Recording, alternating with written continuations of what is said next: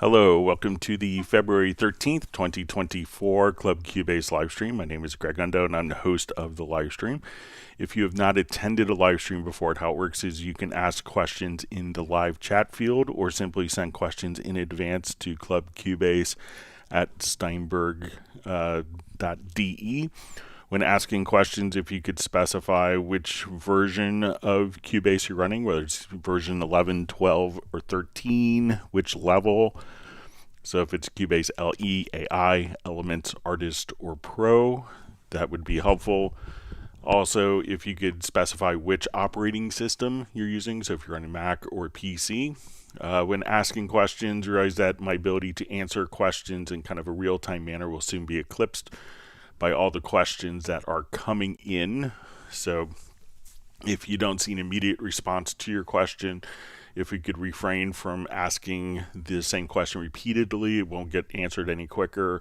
It will just kind of slow down our whole process for answering questions and getting more questions answered, as we have to read through every comment.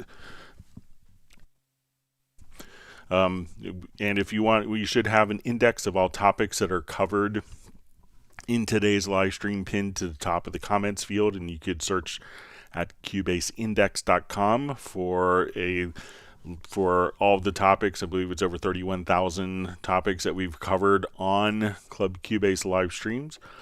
So if you wanted to search, we want to thank Jan from Stockholm for creating that website. We also want to give special thanks to Agent K and Jazz Dude, who serve as moderators. They're not Steinberg employees. They do this out of the goodness of their hearts. Also, we will give special thanks for the efforts of Jazz Dude with his work with the Cubase Nation Discord. It's a wonderful resource of information for the Steinberg community. So once again, my name is Greg Undo. I work for Yamaha Corporation of America. I primarily focus on Steinberg products, and I'm the host today. And if I'm presenting from outside of Washington, D.C. area in Alexandria, Virginia. And if you're watching us live, please feel free to introduce yourself and tell us where you're from. It's always enlightening to see where people are throughout the world. And with that, we will go ahead and get started with our questions.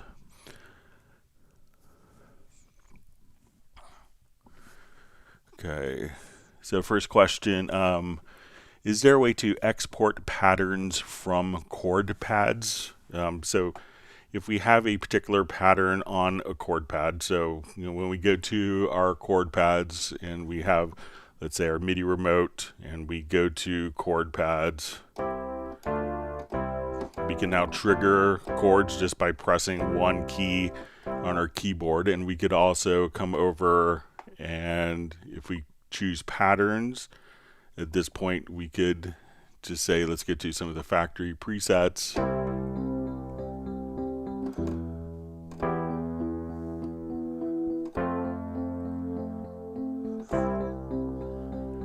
Now if we wanted this in a particular, if we wanted to export that pattern, all we would have to do is just to place the particular track into record. So I'll go ahead and solo this, and let's say as record.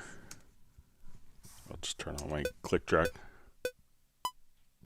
and I'll take off my cycle record.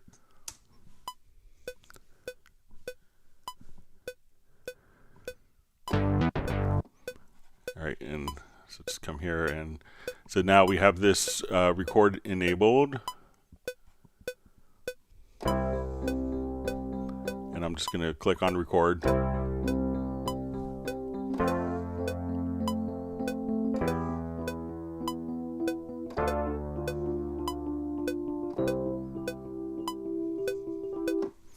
So now that we've done that, the arpeggio has automatically been included directly with, when we look at our notes, so we can see that the arpeggiated pattern has now automatically been transferred directly into the project. And if we wanted to export that along with the sound, if we wanted to export just that particular pattern from the chord pad, we could choose to get a file to export. And if we solo this particular event track, We could export the MIDI file, and that will export just the particular MIDI notes. If we wanted to export it with a particular sound and VST instrument, we could export it as a MIDI loop, and then the sound and the instrument will automatically be included with the MIDI loop that you could import.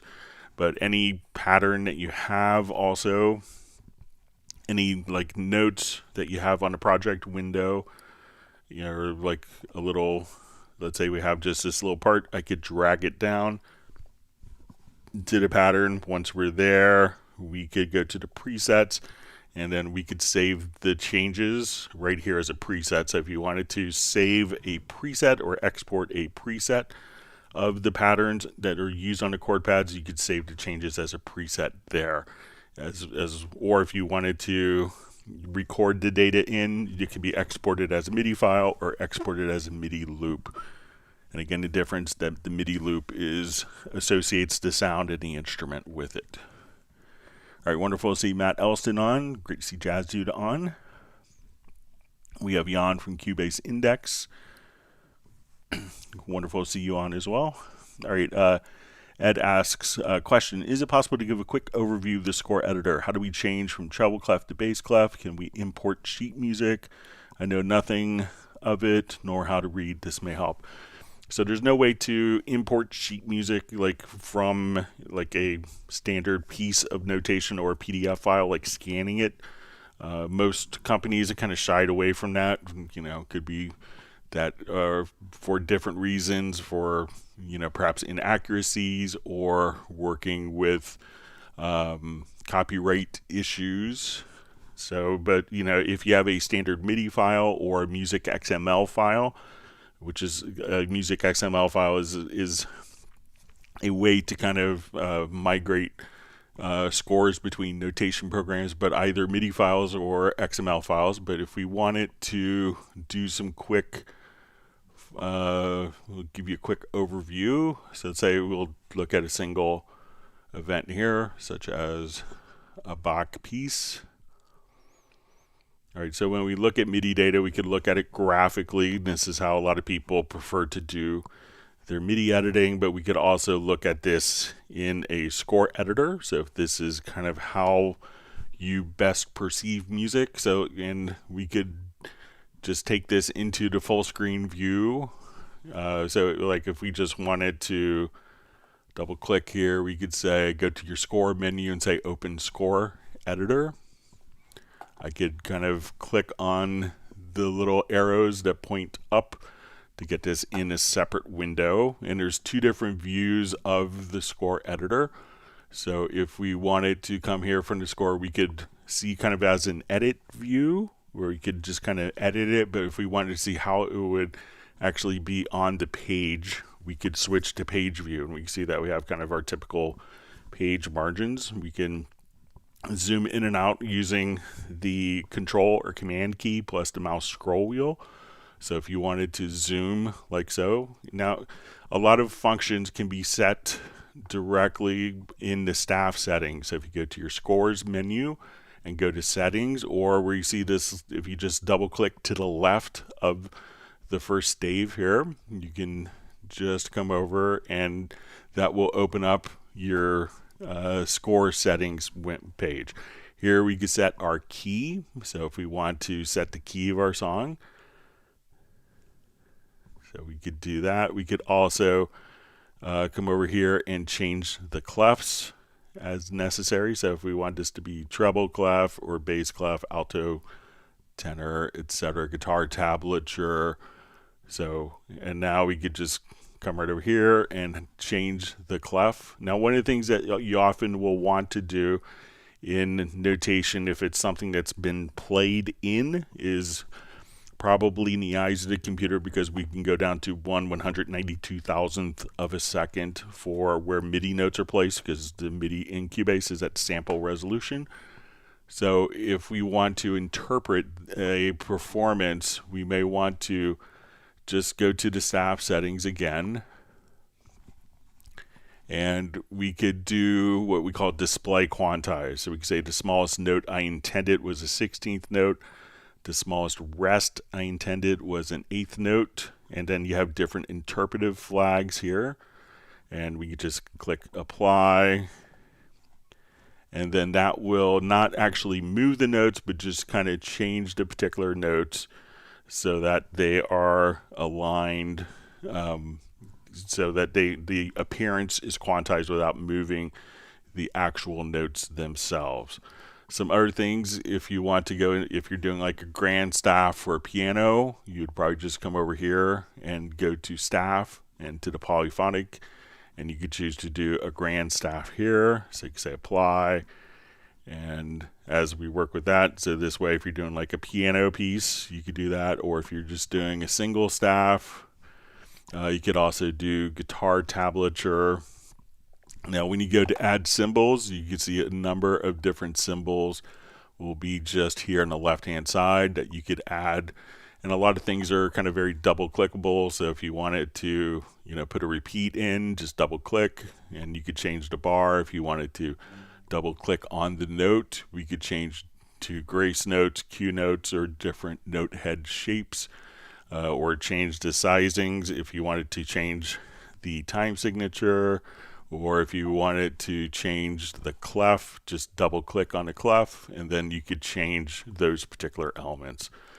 So let me know if that works for you, but yeah, definitely explore the score editor in Cubase. It does great stuff, and we also have a dedicated notation program called Dorico, which is kind of more of, you know, coming from the notation side first and composing that way, or if you're coming from the sequencing side first, you know, Cubase makes sense. They're both incredibly viable options, just whatever you're more comfortable in. All right, so we have Capital Razor saying hello to everyone. All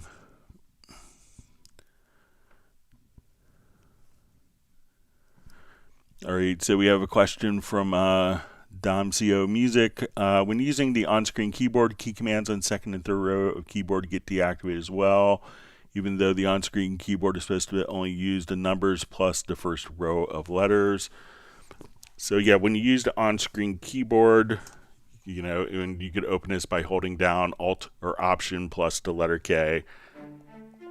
So now, so, you know, right now when I do this, this deactivates your computer keyboard is basically playing.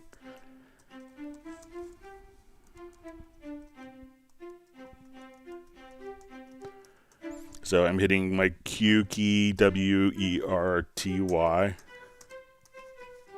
Now if I hit the, let's say I go down and I hit Z-X, I could play an octave lower.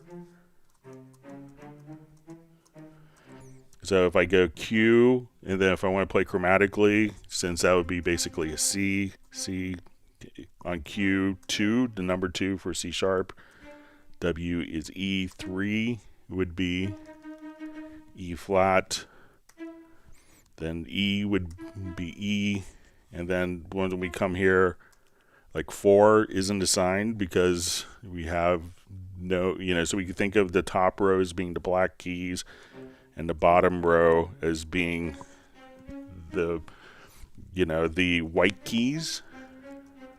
So Q2, Q2, so the numbers will play the black keys, and if I hit S, so Z would just play down an octave so that you could play chords. Just using your computer keyboard, but when you do that, it will, you know, it will deactivate the keys because you don't want to necessarily hit, you know, Control Q to quit and have it play a C note. So once you're in the on-screen keyboard, that will deactivate and decouple the keys from triggering keyboard shortcuts. All right.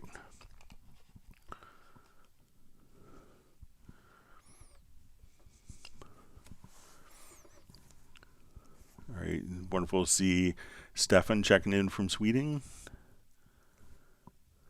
He says his new sound card, UR816. I was never able to get one. All right. So we see from Shandan Kumar, is there an equivalent in Cubase Pro 13 to Logic Pro's Gain, Ableton Live's Utility, or FL Studio's Balance? So I'm not sure what those do, but if you wanted gain, on particular tracks, so if we come to like the channel settings, so let's say if we go to our pre area here, at this point, we could adjust the gain up to 48 dB of gain, and that's kind of pre-fader. So you see the gain or reverse to phase right there.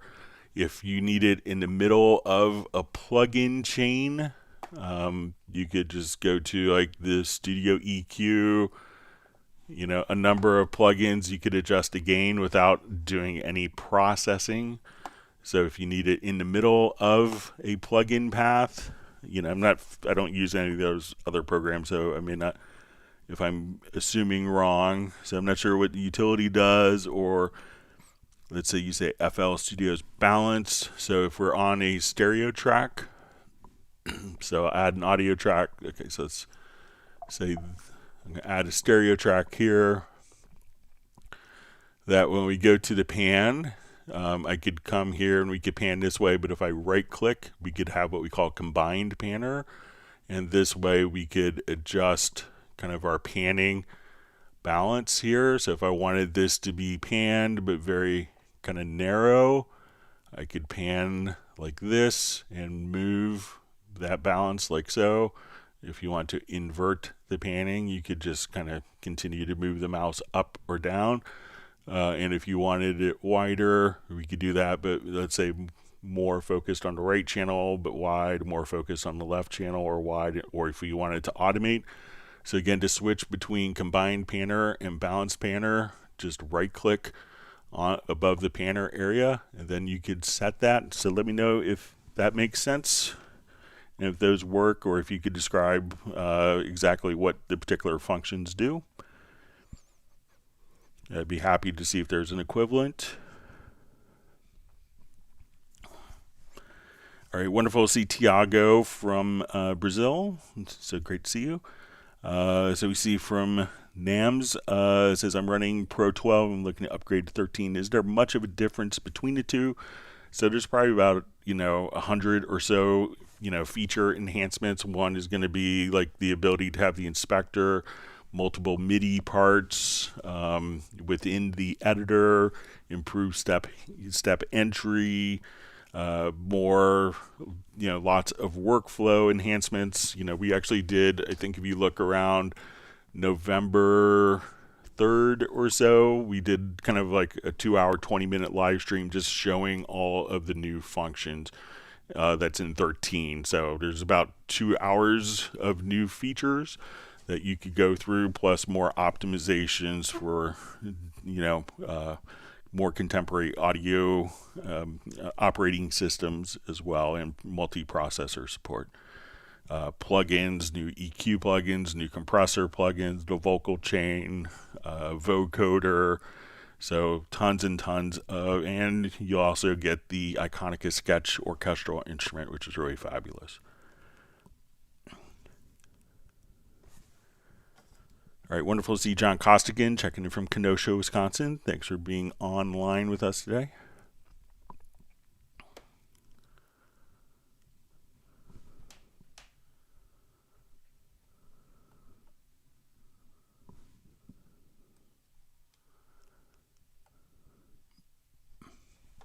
Right, reasons.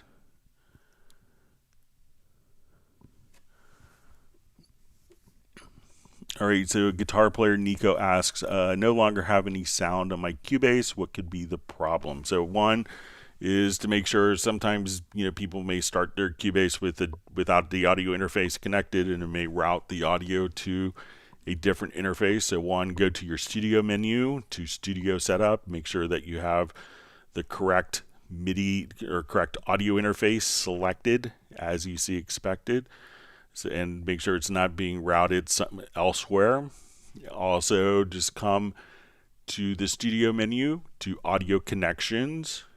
You can check either your outputs or if you have the control room activated, that you have the outputs routed here.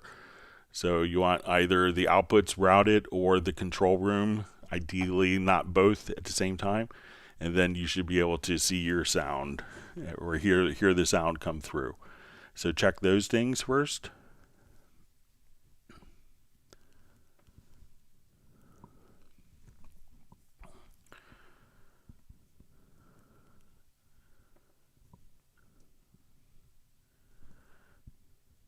All right, and Nams is checking in from the UK. Thanks for joining us.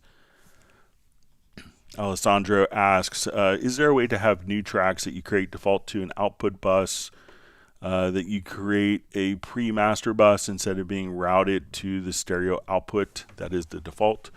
So let's say if I have a group track in my project. Okay, so if we come here, I'm going to create a stereo group, and we'll call this our pre-master.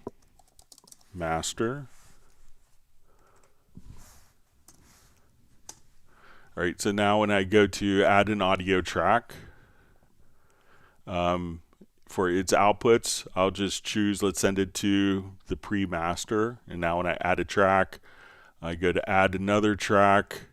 We see that it takes the settings that were previously used, and now these particular tracks. So if I now add a couple of audio tracks here, I'll add 4 tracks. Now we can see that by default, these particular tracks that have been added will assume the last output routing. So once you assign one track to the group, all tracks that you add subsequently in that project will be routed to the same group as opposed to the stereo out. So on one track, on the audio outputs, choose where you want it sent to, and then all tracks will go to that same destination unless you specify a different location.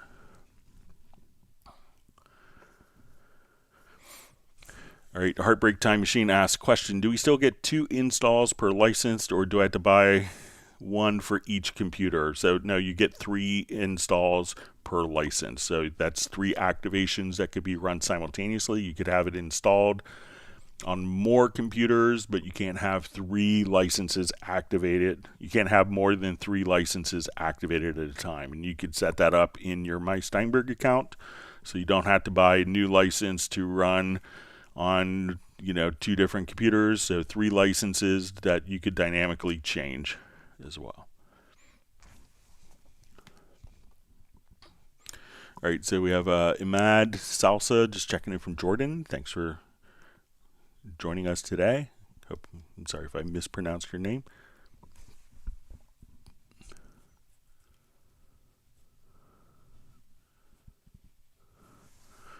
All right, so we have Captain B Rad, Cubase 13 Pro. Is there an advantage to switching a mono vocal recording to stereo?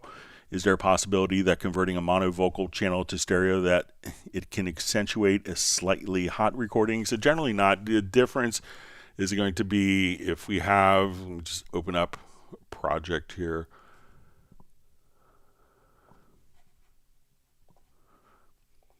So if you're doing your processing, a lot of people would do all of the processing would do all of their processing as inserts as opposed to sends. So let's say if I come to this track,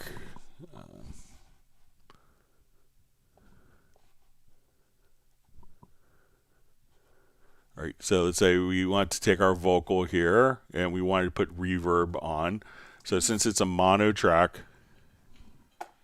we played our records into the night. All right, and we can see that we have this single circle that if I add a reverb as an insert, up until now, so I'm going to add a reverb. That was okay. Guess all along And I'll adjust my mix. Now you're packing boxes, ready to leave. Our musical history. But this reverb, since it's on an insert on a mono track, the reverb is mono. But if I switch this to stereo, Now we could 'Cause have now you're asking Beatles or Stones. the reverb is now running in stereo. You can probably hear the Something difference. about that just sounds So it doesn't necessarily make something hotter, but if you're doing processing, you could run stereo effects on a mono track by switching it to a stereo track right here. So now you hear kind of the processing is going on in stereo. It does, unless your processing kind of accentuates the gain in some way, it shouldn't really affect the gain. But what it allows you to do is to, if you have a mono track, if you switch it, a mono source, you switch it to a stereo track, your inserts will now run as stereo.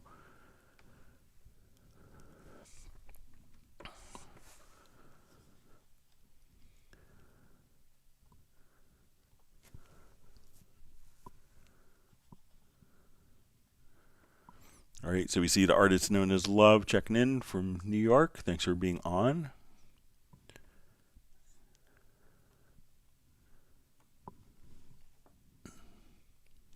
All right, artist known as Love wants people to hit the like button.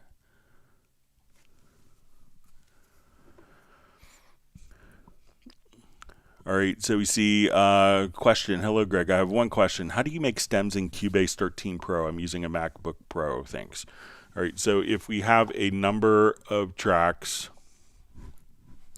so let's say I wanted to make stems, or let's say I want to make equal length audio files, all we would have to do is go to your file menu to export. We would say audio mixdown. Here we have a choice whether we want to export a single file or multiple files. I'm going to choose multiple, and I'll say, okay, let's take our output channels, group channels, effects. Let's take our instrument tracks, our VST instrument channels, our audio tracks. And what this will do is between the left and right locators, so before you do this, you might want to set the in and out points.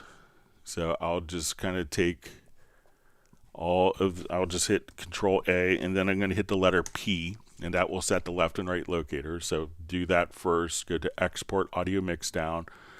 Go to Multiple. You could choose when you're doing this on the effects section what you want to include or exclude. So we can say I want to include the inserts, or I want to include the groups and sends.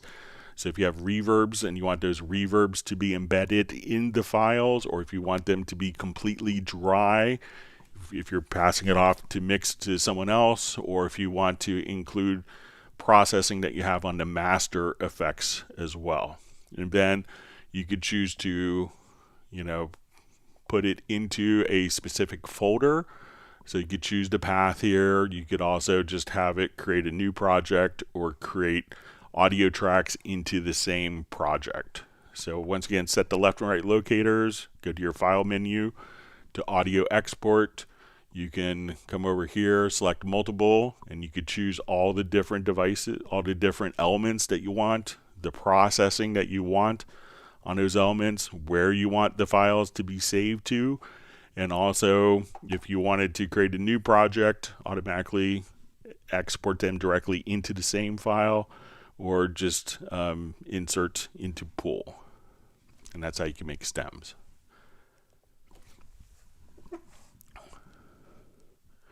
All right, we have Uno Memento checking in from Finland. Such a loyal user. Always wonderful to see you on. And we have Rob from Tarpon Springs, Florida. Thanks for being on. You're Tampa, a little south of Tampa, or just outside Tampa.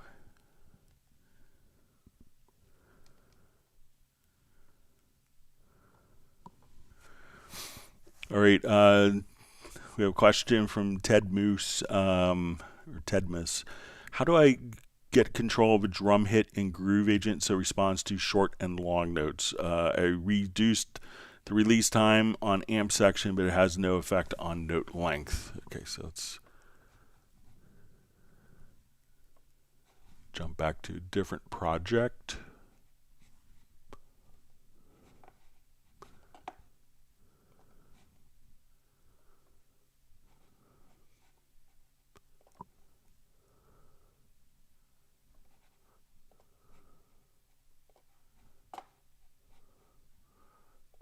Okay, so I have,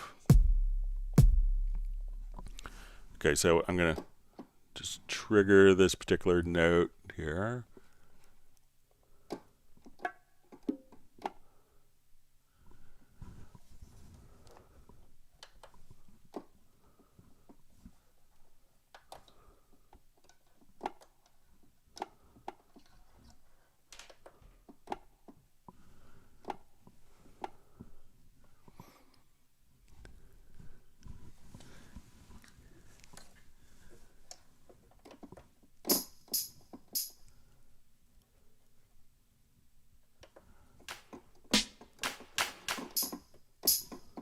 All right, let me just transpose my.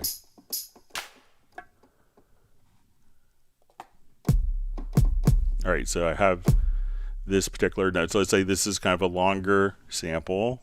All right, so it says how it responds to short or long notes. All right, so let's take a look and let's see if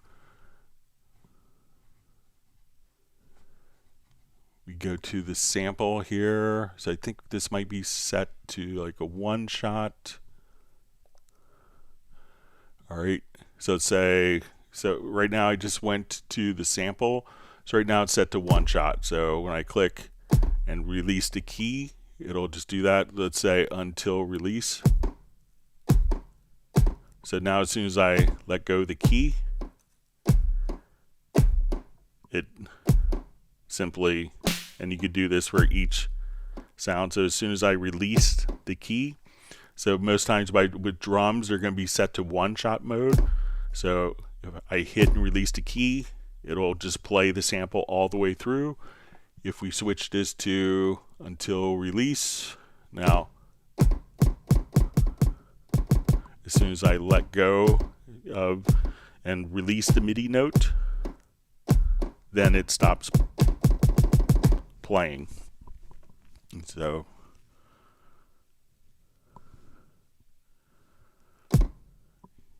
yeah, so here we can go to short, let's say long notes,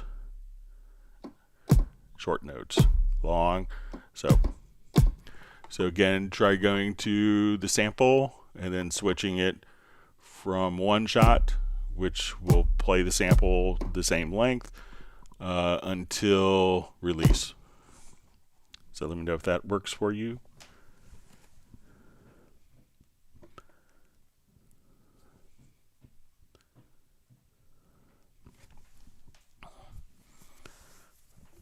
All right, so we see question. Hi, I'm from the UK. I saw a video saying Cubase Pro 13 has the video capability. If this is true, can you explain it? I've just bought Cubase Pro 13. So if you were scoring to a video, what you could do is on your timeline. So if we were, composing to video, instead of having a video deck with a TV and sending SMPTE timecode to a synchronizer, what we could do is we'll say, let's import a video file. And as we add the video file, it will just, make sure that we're at the same frame rate. So as we work with this, we could hit the F8 key. And now as we play our project, we could just have the video. And the intention is that we can compose music, edit sounds to match the video. It's not really intended to be a video editor. You could do some basic rudimentary cuts, but it's not going to do color correction or dissolves, stuff that you would find in a video editor. It's really to have the video and be able to compose or edit sounds to picture. And then once you're done, we could choose to export the video. So once we go to export video, we could choose to render a new video file, which may make a large file, or replace the audio in the existing video file. So that's the intention. So film composers can have the video in the project and be able to navigate and say, oh, I want right here where I could see the geese or the duck. I want to have a sound where we see their foot hitting. I wanted to put a specific sound. We could navigate and play sound effects or write music and see the video directly in the main project window, and it shows up as a video track.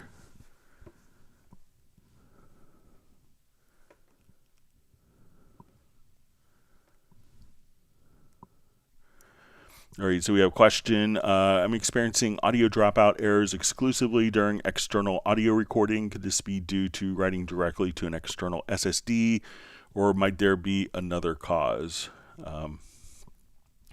Says, my choice to write to an external SSD is driven by the fact I store all my projects on the disk. I would appreciate your guidance on this matter. So generally, writing to an external SSD isn't a problem. It's very typical to do. If it is an external SSD that's going to be like USB bus powered, it could be drawing too much power from the USB bus. So if you have other elements like, an audio interface, let's say an audio interface, your SSD drive, other like your MIDI controllers that are all drawing power from that same particular USB bus, make sure that you have enough power. So that is often problematic because the drives can take a lot of power from the actual USB bus, and that could be causing problems with that. But generally, if it's like an internal SSD, I do that all the time and don't have any problems. And, I know people do this constantly, but the one thing to be aware of is you could be drawing too much power. And if you're on Windows, you could investigate. If you go to this studio menu to studio setup, you could, under the advanced options, you'll see something for use Steinberg audio or use Steinberg power scheme. You could do that because a lot of times what computers will do is they could throttle the CPU and USB speeds on external ports to make the batteries last longer for laptops, or to be more eco or green friendly, to utilize less energy for the computer. And that's kind of bad for what you want to do, because you probably want to utilize all the processing that you have in the computer, and that's why you bought it. So I would check to make sure it's not going to be a power issue.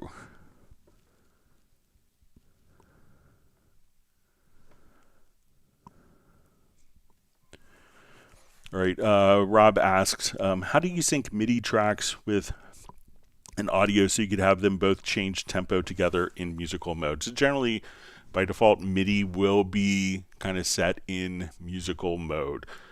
And there's always audio that didn't have the flexibility. So I'll just create a new empty project. Let's say I'll just add drums here. So we'll go to Groove Agent SE, and I just want to do just a simple pattern. Okay, so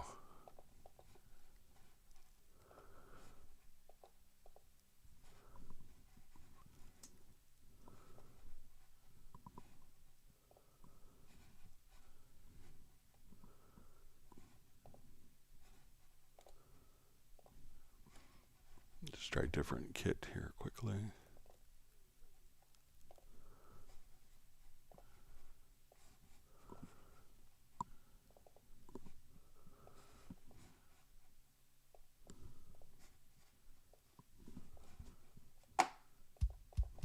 Okay, so let's say we have, and I want to come over here. Let's put in like a 1 bar pattern here, or 2 bars. I'll just repeat.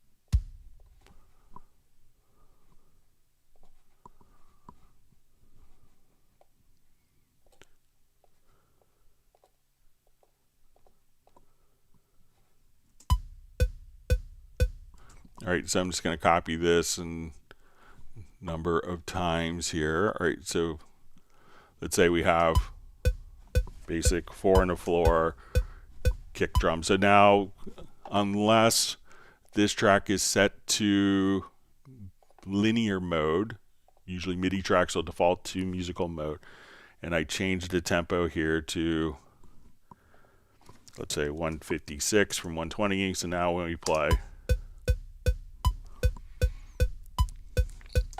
so let's say if we go back to 120 and I place this track into, we listen to it now, and now that it's in musical, now it's in linear mode, and I switch it to 156 for my tempo. So now when we play, it's out of sync because the track is not set to musical mode. So if we put this track into musical mode again, we can just kind of get it locked in. So what I want to do is we're going to place this again into musical mode, and I could change the tempo. And let's put an audio loop in.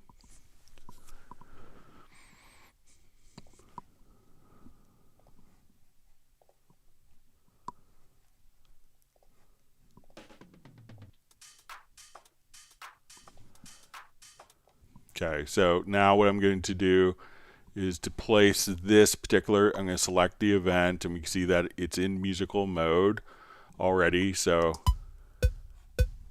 I will just come over and let's,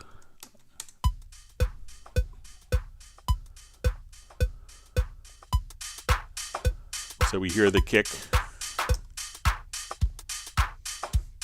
So now that the event is in musical mode, this MIDI track is in musical mode. I can just type in 144.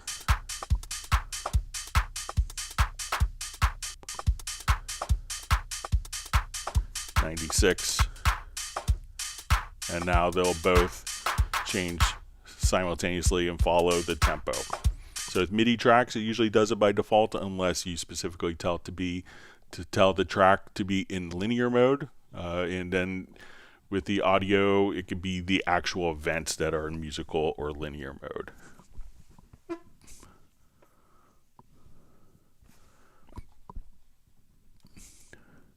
All right, wonderful to see Braxel.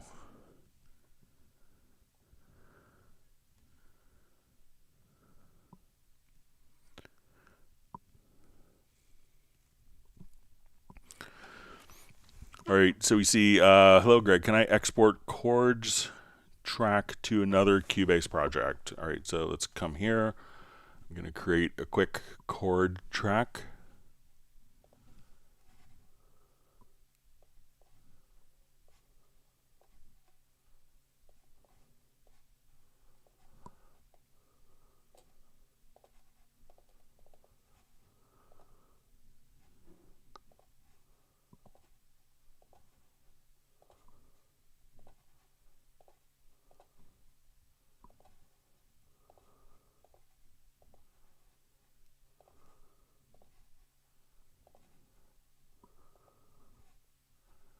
Okay, so let's say we have this. I'm going to save this as this project. So come here, we're going to save this as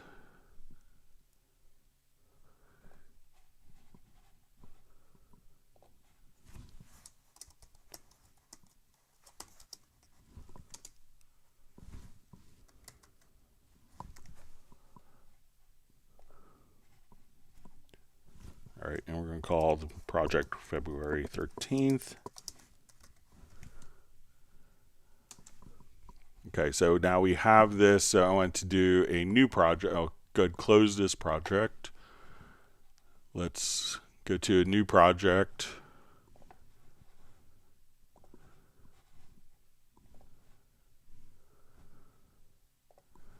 And what I want to do is come over to import tracks from project. I think we could do it this way.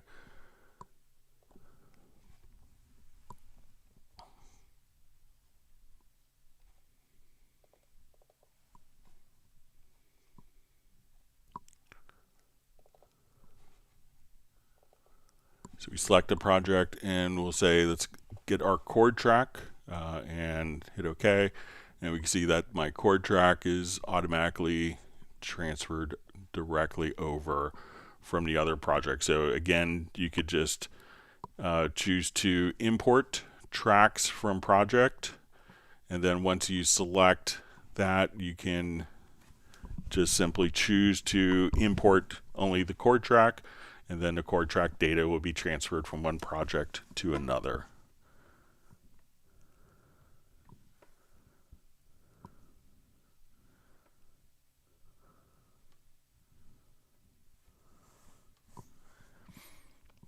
Okay.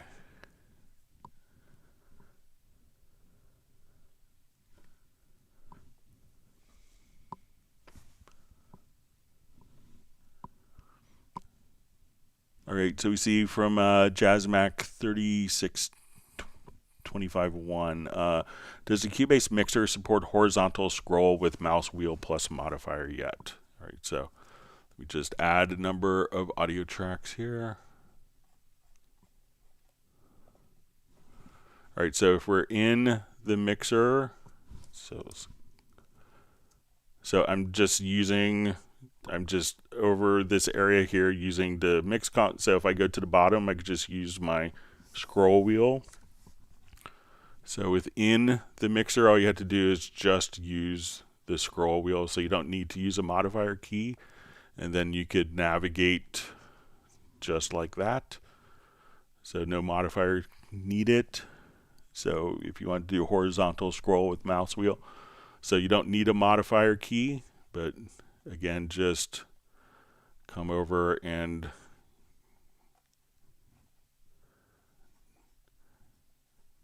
just go right there, and then you could scroll horizontally.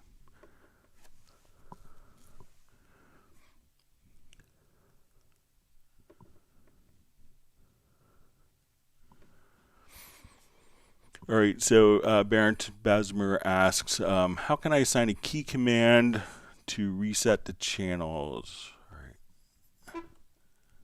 We just, sorry, my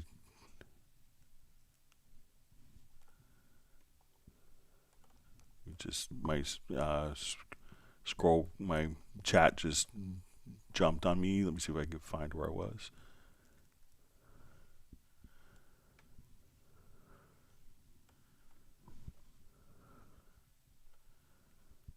Okay, so how can I assign a key command to the reset channel entry in the menu of the channel settings? All right, so let's see if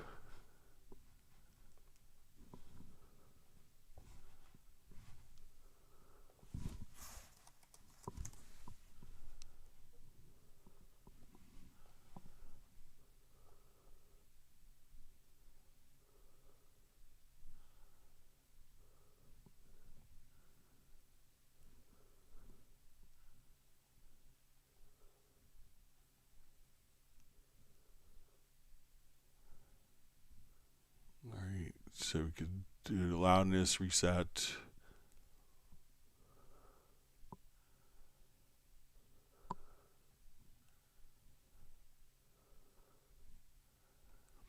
So it doesn't look like it's a user assignable shortcut, but let's take a look in the, and just for those who aren't familiar with it, so we come here, let's say I have number of different processes loaded up here. All right.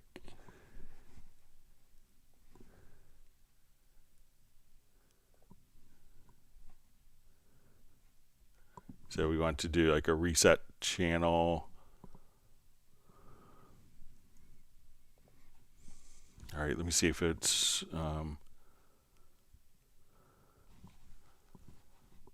available in the MIDI remote, perhaps.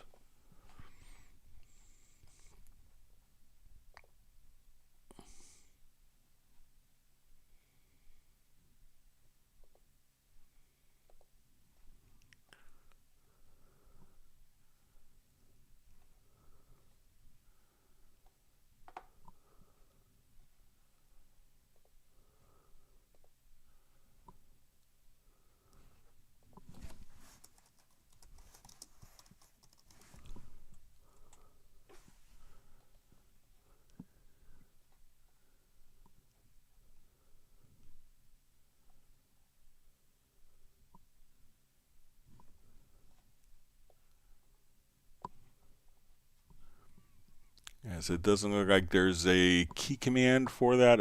I'll add that to the list of requested key commands, but if we come here and just do the reset channel, so it doesn't seem like that there's a keyboard shortcut for that. Let me just see if it's maybe one other place.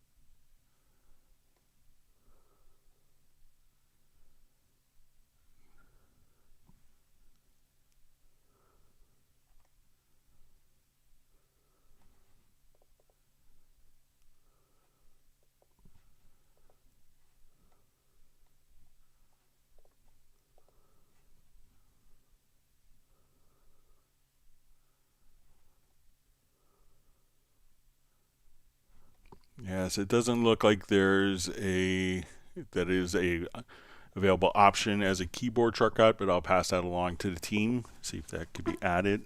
Sorry about that.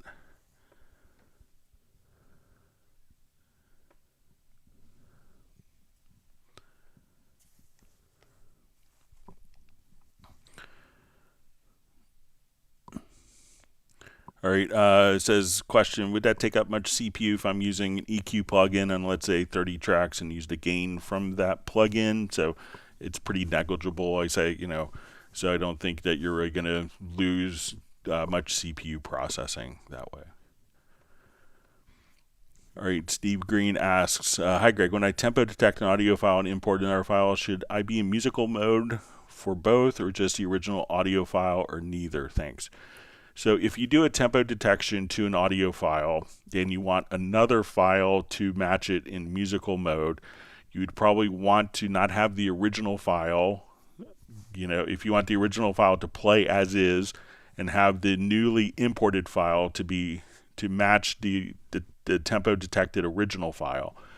At that point, you'd want to have the original file not in musical mode and have the new file in musical mode to match.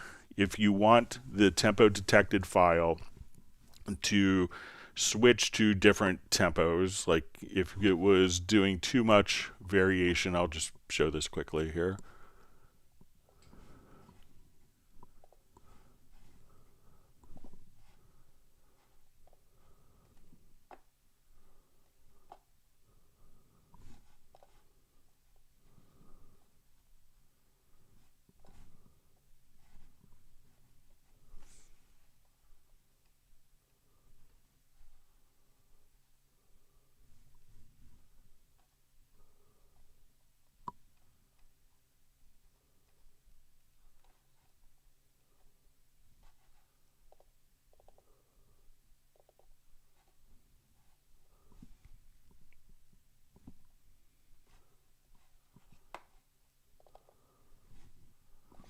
Okay, so let's say we have this file, and we won't record over top of it. So let's say this isn't aligned to the tempo. So what I want to do is a tempo detection of this file. So let's do our tempo detection, analyze. Okay, so like I say, my downbeat is going to be right there. So now, so if I want an audio file to follow this particular sound, I would come over here to my drum loops.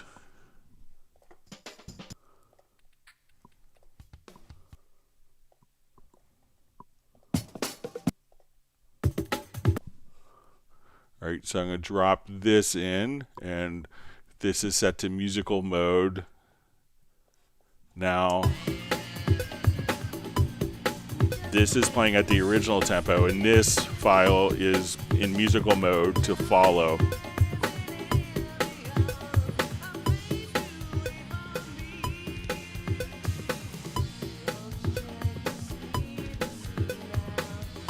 So if that's what you want to do, where you want this other files to follow the tempo of this, then leave the original one not in musical mode.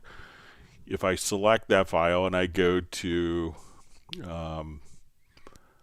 if I wanted to change the timing of this file, like let's say I don't want any variations in tempo, at that point what we could do is go to your audio, to advanced, to set definition from tempo. We could save it in the project or embed the metadata into the file.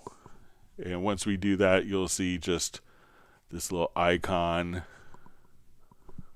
will appear. So now if I change the tempo here,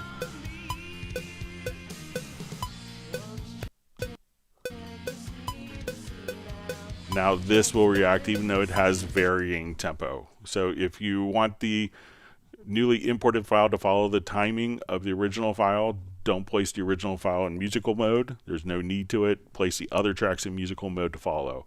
If you want the original track that's been tempo detected to change tempos, let's say to be perfectly steady or whatever, at that point go to audio, to advanced, select the event first, audio, advanced, to set definition from tempo, and that will allow you to change, and that's because this will have multiple tempo values within one single file. Then that will place it into musical mode so that you could do whatever tempo changes you want, and that file that has multiple tempo changes will follow.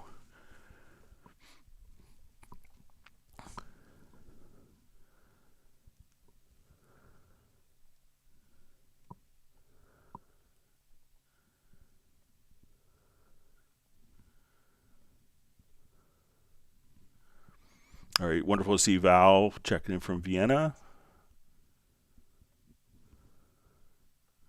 Glad you can make it today. All right, Braxel asks, can you have a channel feed 3 or more bus group channels at the same time? Certainly, you could have it feed, like up to 8. So let's say I have this drum loop.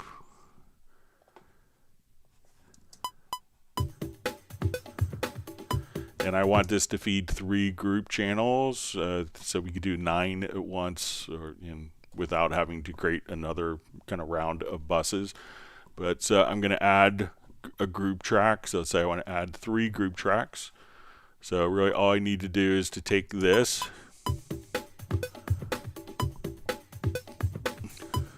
and I'll just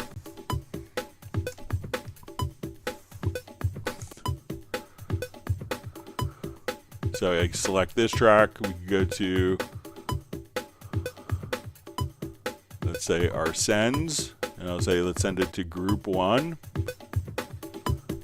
So now group 1, I go to send to group 2. So we're sending it to the main outs to group 1, group 2, and now we will send it to group 3. If I had some more groups, so I'll just add a couple more groups here.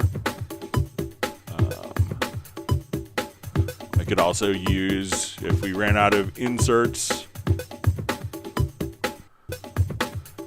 I could say let's go to our mixer and let's go to, we could activate direct outputs.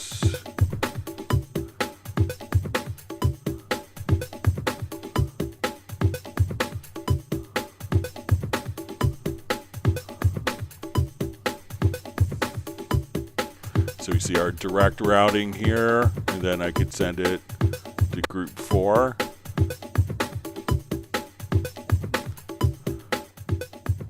So as soon as we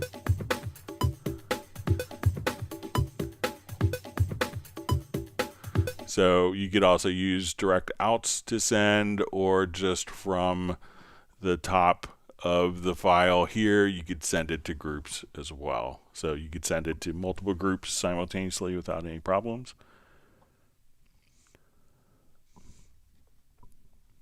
So let me know if that makes sense.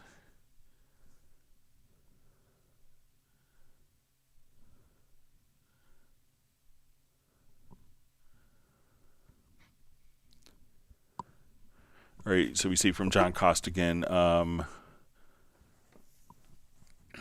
have to unplug and repatch my Nectar MIDI Flex for MIDI interface to have Cubase pass MIDI to the VSTI. Is it a setting I've missed? All else is powered up first. Thanks. So generally, as long as Cubase sees the device, it should be able to automatically, so let me know, John, if when you open up, if you see the Nectar being recognized first, and then it's not transmitting MIDI, but it's showing up as an available MIDI port. So if you go to, let's say, a quick instrument track or MIDI track, and you see the Nectar, like when I come here, I could just see my Nectar panorama. It just is showing up here. So let me know if it's not showing up here, and it shows up after you kind of reinstall, once you make the connection, the establish the USB communication again, or if it's showing up here and not just passing the MIDI information. And also, if you're connected directly to the USB port, or you're connected to a USB hub, it could be a power thing, and maybe it's getting kind of lower priority on power, and then you connect it again, it takes kind of a higher priority power wise and has enough power to work. So if you could let me know that, John, that'd be great.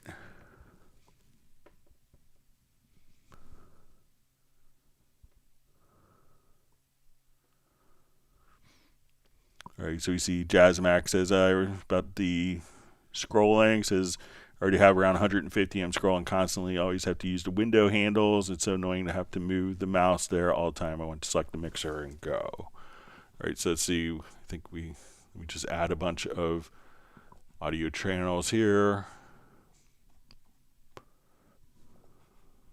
All right, so let's say we go to our mixer. All right, so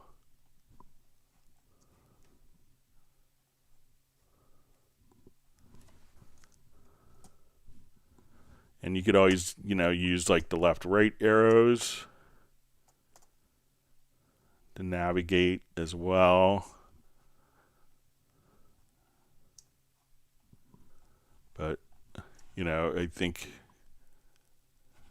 and let's see if we, one other thing is if you have the overview at the top here. So let's come over. Again, where you see kind of the channel,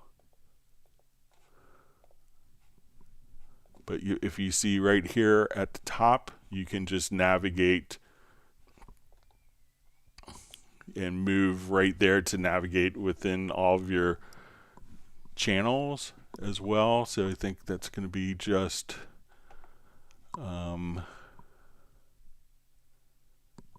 is that the channel overview? So if you have the channel overview, you could quickly navigate here just by kind of grabbing very easily if you want to quickly navigate, or if you're at the bottom.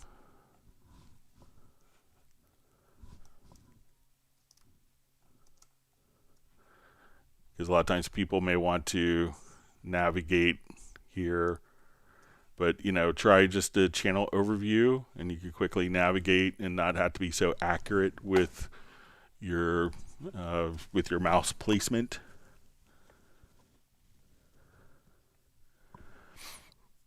All right, so we have David checking in from Yorkshire, UK. Says needed Cubase and just a sponge absorbing all the great advice. Welcome to the live stream. We hope to see you on many future live streams.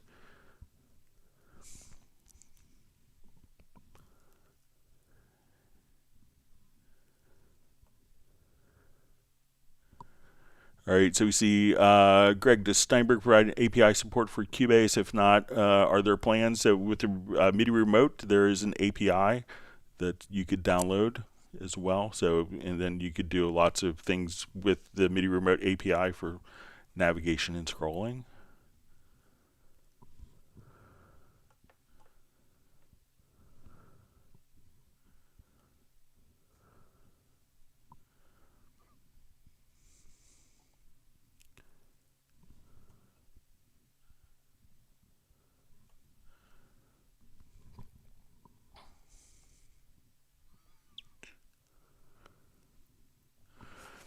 All right, George Robinson says, hello, George in Atlanta, great town. Question, I've got the new audio drivers, found window and launching Cubase, even though, excuse me, let me just clear my throat.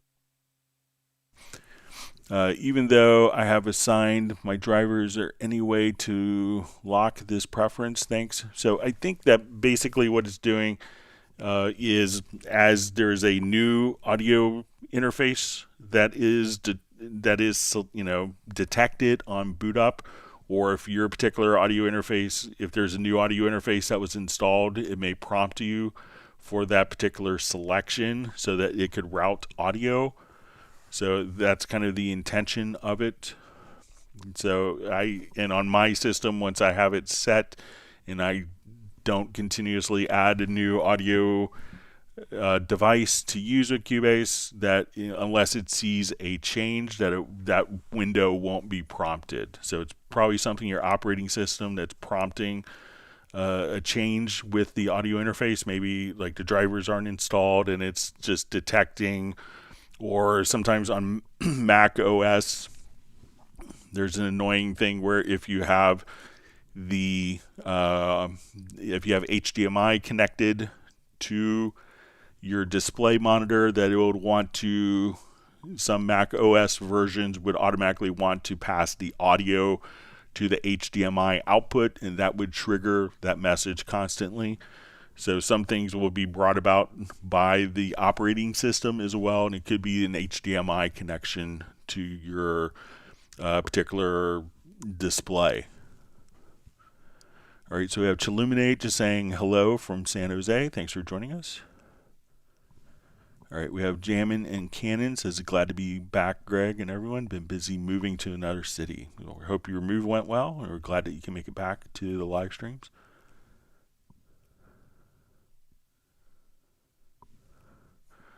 All right, Braxel asks, what if you want your exported stems to have the effect of your outboard hardware that is running on the master? All right, so if you're doing a real-time export, so let's say if we go to our batch export, so we go to our file to export audio mixdown, and when we see, we will select multiples. Let's say we have all these different tracks going on. Here we choose the effects, and then we could include the master.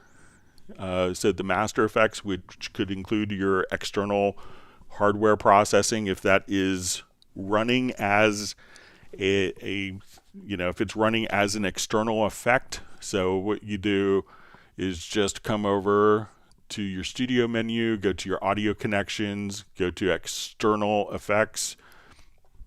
So say, okay, I'm running it through a distressor or whatever. Then at this point, you would come to your external plugins and say, I want that. You could automatically ping for the latency compensation. And then as we export, and once it sees an external processor, so we go here to export audio mixdown. At that point, if there's an external processor, it's going to just simply export the file in real time and render it, including your external master processing. If it is not configured as an external effect, you just have to play it and recapture it. But configure it as an external effect, and then you could just simply export with the master section, and just because it's processing in real time through real hardware, real tactile external hardware, at that point it's going to just do the process in real time, but it still could be included.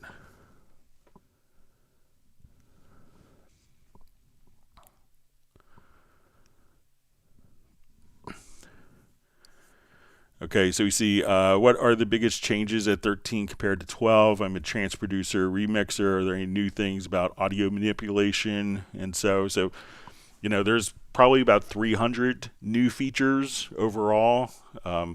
So if you really want to, get an idea, so we could look at one of the previous live streams here, and we'll look at some of the topics.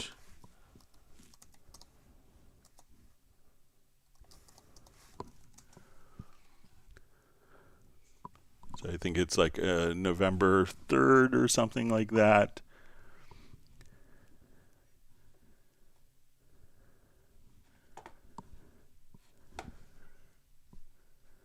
So we see a walkthrough of all the new Cubase 13. So you can watch this video, and here we could see these are just some of the, this is kind of a pretty detailed walkthrough of, all, most of the new features. So you could check all these different topics out. So again, if you go to just look at this video, there's a walkthrough of all the new Cubase 13 features in detail. So, check that particular video out. And that would, if you watch that, you can kind of get a sense of all the new wonderful additions in 13.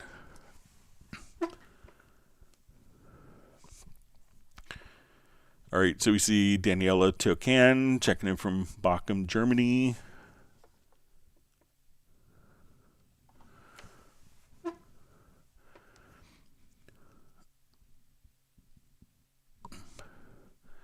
All right, so Chiluminate asks, how do I delete overlapping note pitch in a MIDI track? Thanks.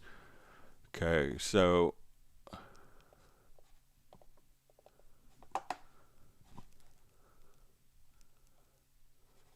just add a quick.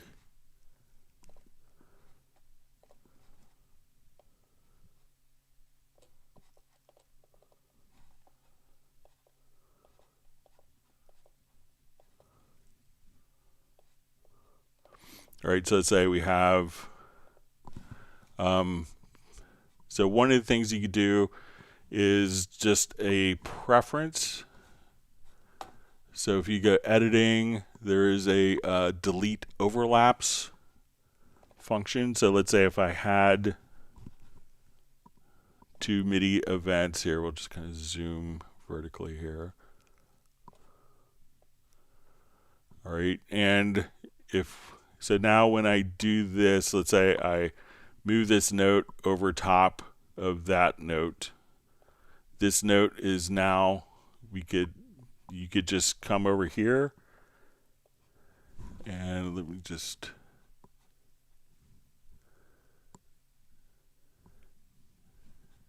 see if we activate it here, and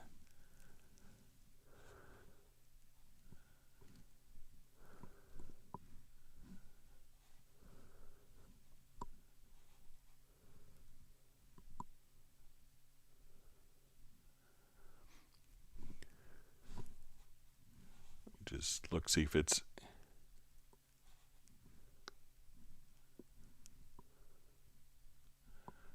but you could have a delete overlaps so as we do this, that the notes will be deleted. Let me just check that preference again.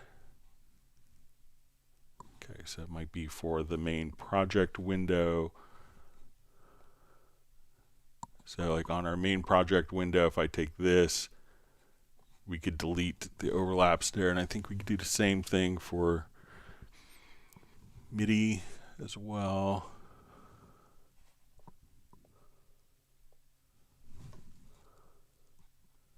Let's see if it's,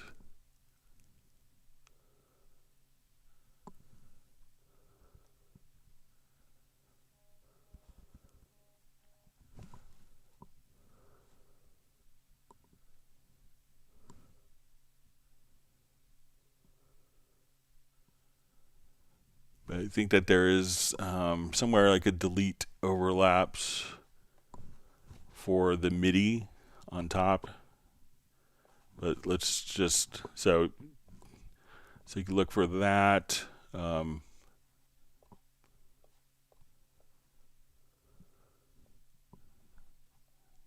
me just see if it's,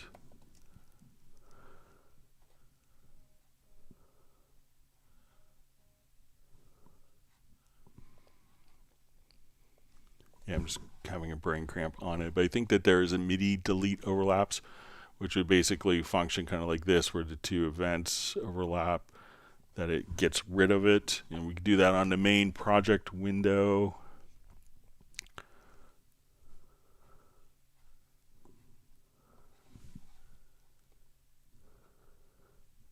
Just see if there's,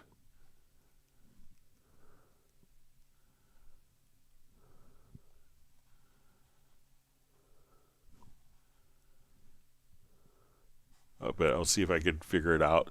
And for Friday's live stream, sorry about that.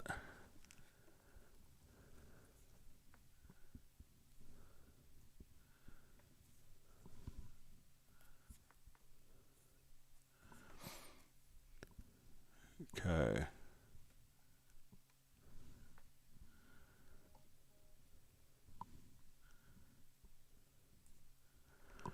All right, so you see Groove Agent still in version 5. Hallion is 7. So yeah, the latest version of Groove Agent is version 5. Hallion is up to version 7. So Hallion came out years before Groove Agent.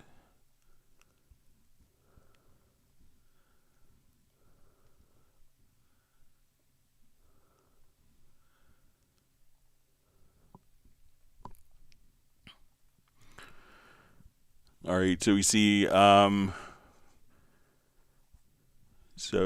from I've installed Cubase 13 yesterday, and it did not offer me a trial. It was looking for my license through my activation manager. So you have to, when you go to, so if you just downloaded it, you can do a trial version, but you have to come over here. So let's say we want to go to,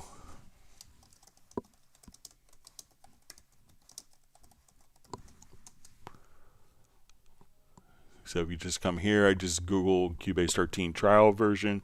So this is kind of a separate license than if you just do it. Just download it and install it. So make sure that you click here on Try Cubase Pro 13, and that will give you kind of a separate license that still needs to be activated. So make sure you go through that process and you don't just download Cubase 13, but you go starting from the Cubase 13 trial. And I think that will get you the correct license for it.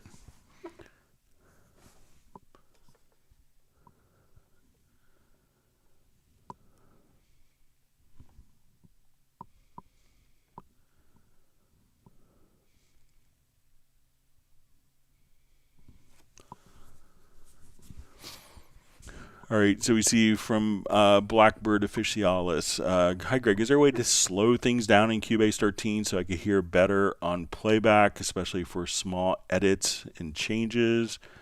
So let's say if we have, you could always, if you're doing, you could always, play tracks into musical mode and have it automatically follow. If you want to, adjust, let's say we have playback speed, so we could play this, or if we wanted to put this mode to play into Scrub.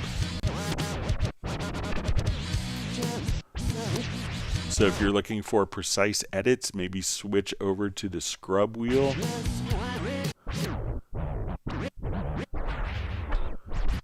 And then if you wanted to, and playing it backwards, so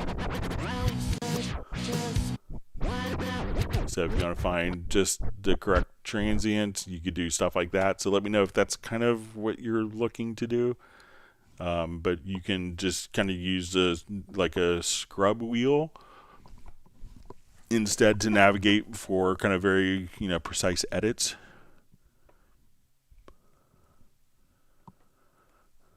All right, so we see Adil Shakil, any doubler 2 MIDI insert plugin in making So I'm not sure what doubler 2 it does. So let me know like what function that you want for doubler 2, what it does.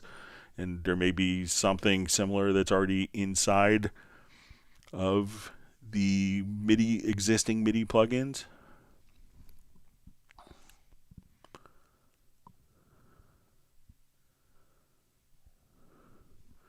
All right, so we see Chandan Kumar, my external SSD is attached to my laptop directly, and I do use the Steinberg power scheme. Also, make sure that your USB ports in your BIOS aren't set up for energy saving mode as well. So it could be a setting in the BIOS as well that could do that.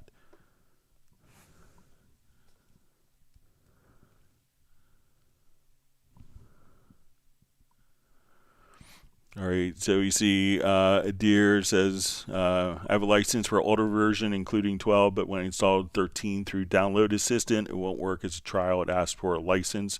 So you'll need to apply for, set up the trial version like we showed before. It doesn't immediately go into trial version. You have to kind of download the trial, get the correct trial version license. It just doesn't run as trial version from downloading it straight from the Download Assistant with a Cubase 12 license.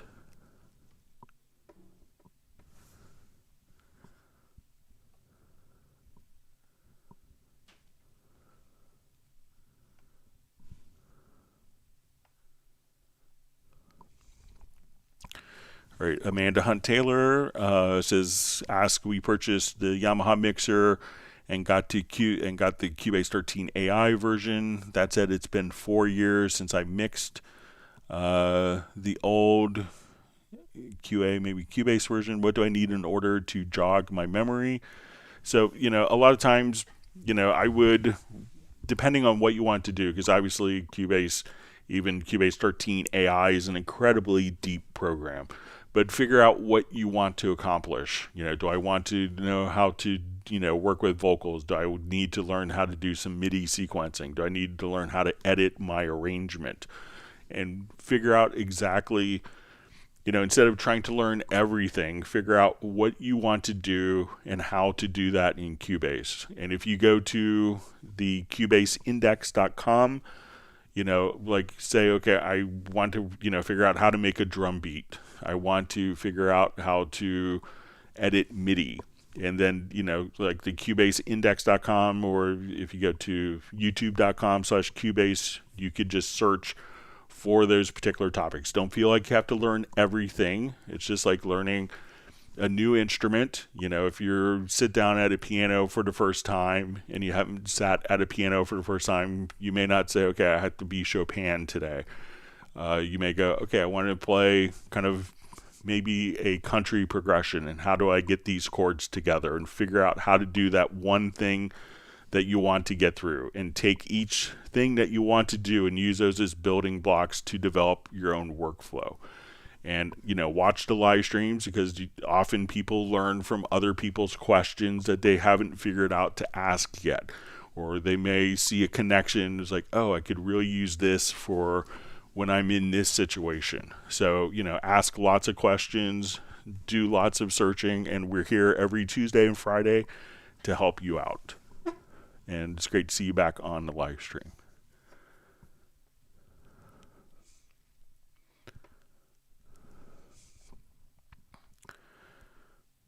So we see question, I have Halion 7. Is it possible to configure Halion Sonic such that it only shows the Sonic content but not the additional Halion 7 content?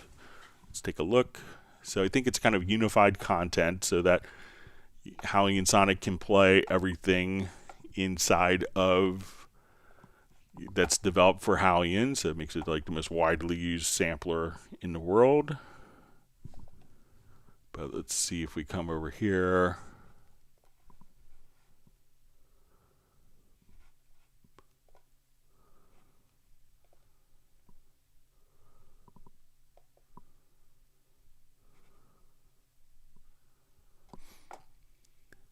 Okay, so Usually people want to see kind of all of their content, but let's...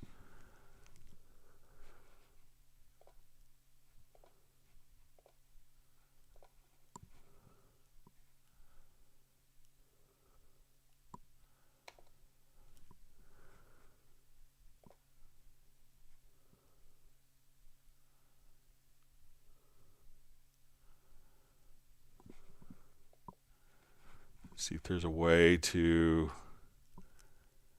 I think it's using the same database for all of the content library.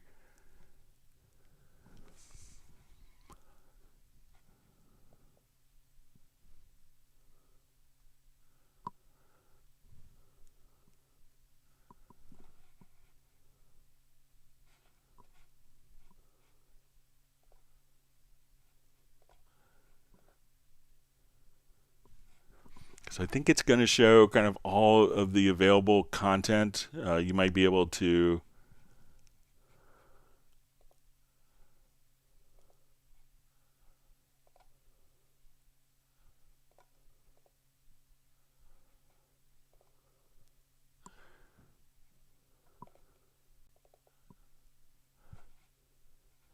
I guess if you wanted to...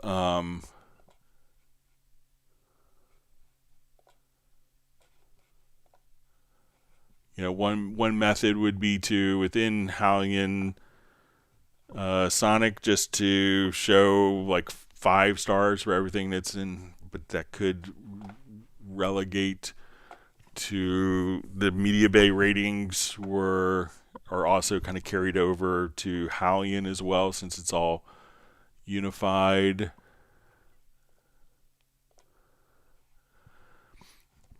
So I could play around. If you want to email me, I could see if there's a way to kind of filter the view, but so many people were critical that they weren't seeing all of the sounds, and it's the same playback engine, that they wanted everything to be seen, and they wanted the ratings to be synchronized between the Media Bay and the content selection in Halligan Sonic or Halligan. So and that's why they kind of made it so that it's going to be kind of a unified experience between Halligan and Halligan Sonic. But I could play with it some more if you want to email me at clubcubase@steinberg.de.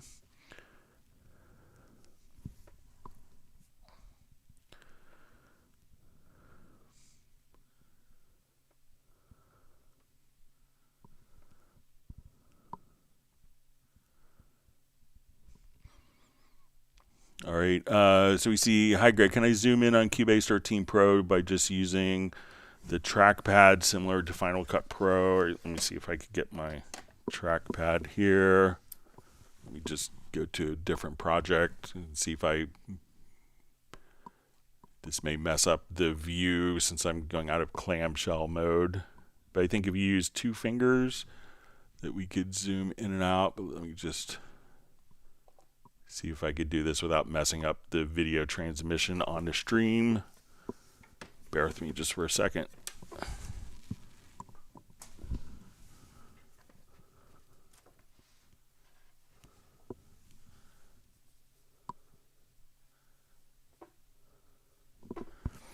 So I think so I'm just going to hold down 2 fingers, and with like the control key.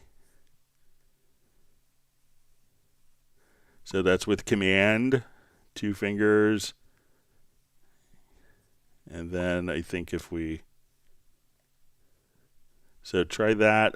I'm kind of running in clamshell mode here. And there's a little utility called like pinch bar as well, which will allow you to kind of do pinch zooming, which I think has just been updated for Cubase 13 recently. All right, let me get my other computer back on.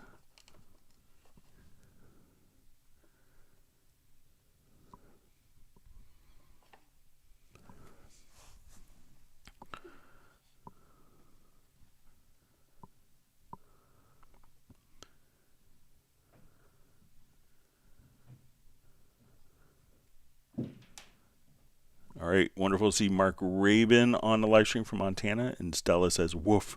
Everyone say woof to Stella, Mark's dog. Beautiful dog.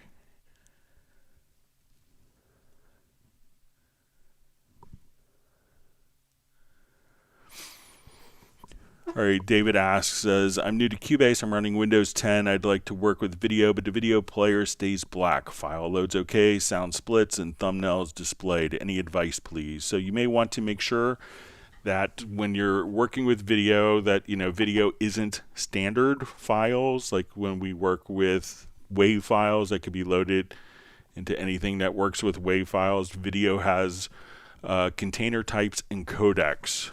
So you probably need to make sure that you have, we'll just say, just Google video support, Cubase, Window, Dorco, Wavelab, etc. So come here, and you want to make sure that your video is the right codec and container type. And here's just a little matrix that will show you the container types and the codecs that are supported. And if it's not in one of those, you could get a utility. There's lots of freeware utilities that can convert it to one of these kind of popular known codecs. Unfortunately, there's about 100,000 combinations of codecs available for video support. So, but make sure that you're going to be in one of those particular video codecs and containers that are supported.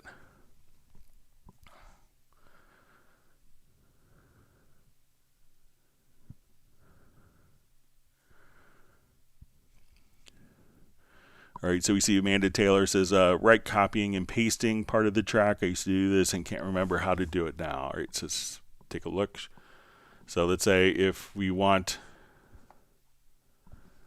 so, some of the basic editing tasks, if you want to copy and paste, one is you can just control click here. And if you wanted to, come over here, copy, move the cursor, Alt click, then you could paste. Other ways of kind of doing the same thing, if you want to move an event, and let's say this event, we want to move it later in time. Let's see if this is, just go to a different project here quick.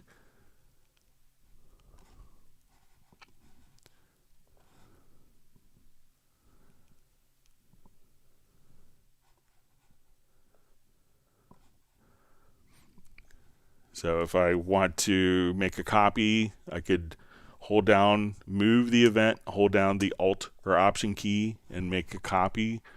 Other ways to copy events.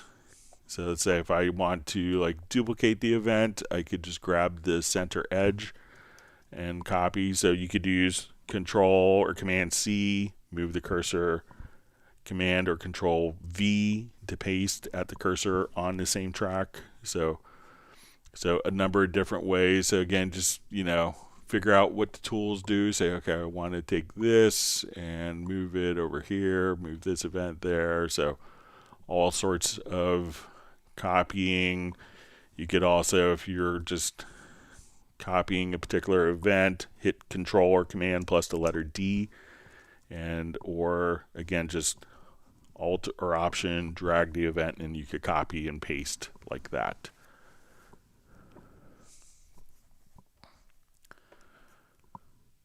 All right, so you just see, just comment, if I visit Germany, I'll try to see if they'll let me in for a tour in Steinberg Corporation. So, yeah, Hamburg is up north, but it's a beautiful city, and it's a beautiful office. It's steps away from Hamburg, metro train stop as well. I think the Berliner Tor. So, and I think it's in the tallest building in Hamburg as well. So, but.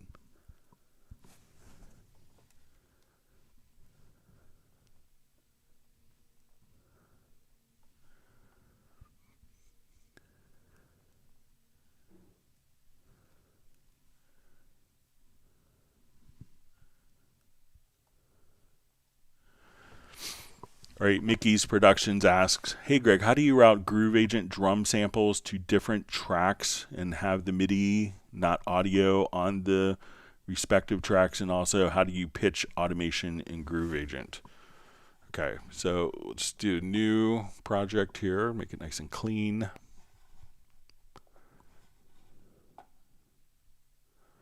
All right, so we'll add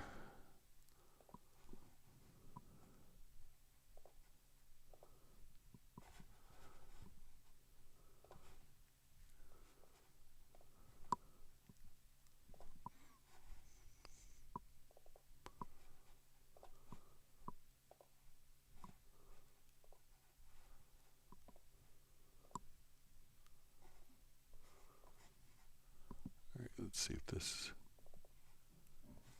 Okay, so we'll come here.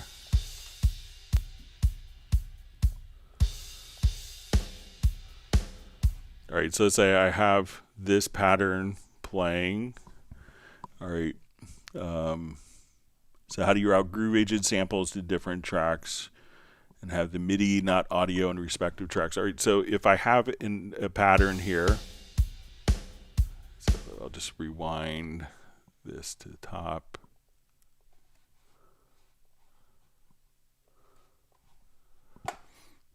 Okay, let me just change one.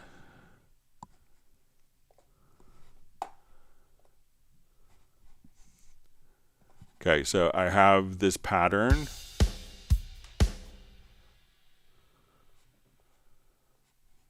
Okay, so as we have this pattern here,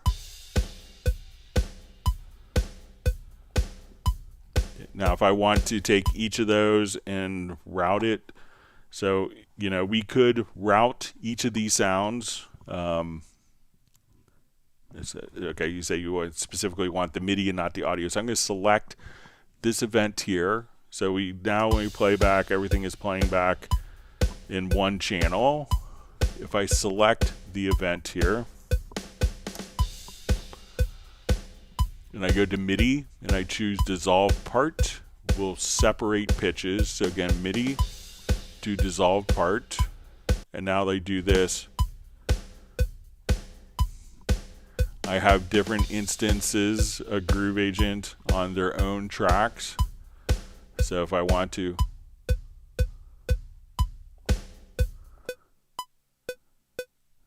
so we'll have probably crash or something at the beginning here.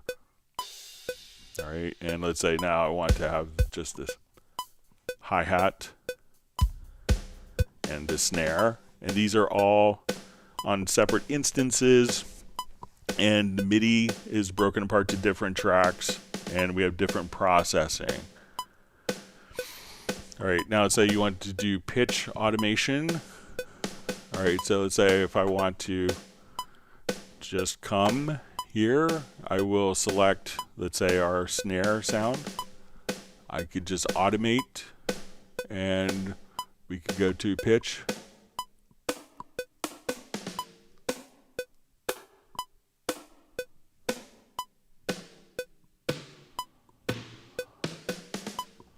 And now everything is just automated, just like so.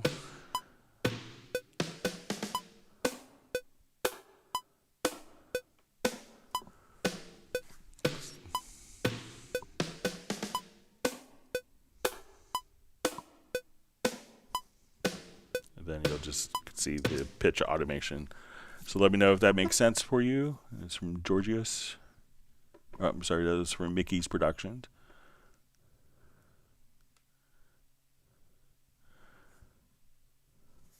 So we just see a question. So even if it's a trial, it has to be activated. Yes.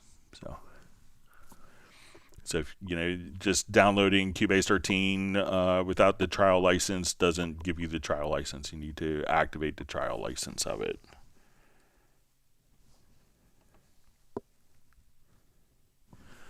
All right, so I'm just seeing Michael Teams just says the video is frozen. Let me check on that.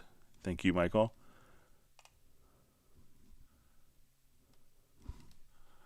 Check my monitoring computer.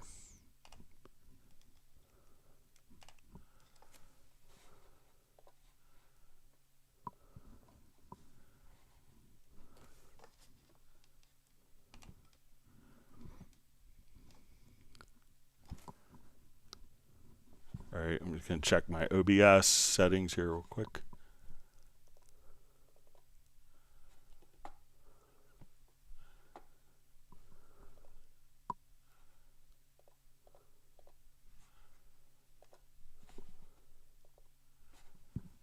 It's probably when I went out.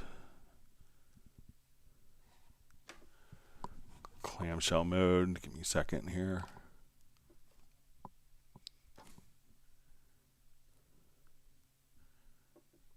Thank you, Michael, for the heads up with that.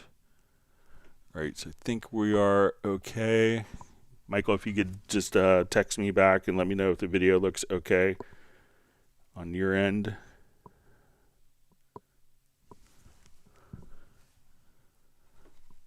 Just gonna close this out. It looks like it's maybe just monitoring it here.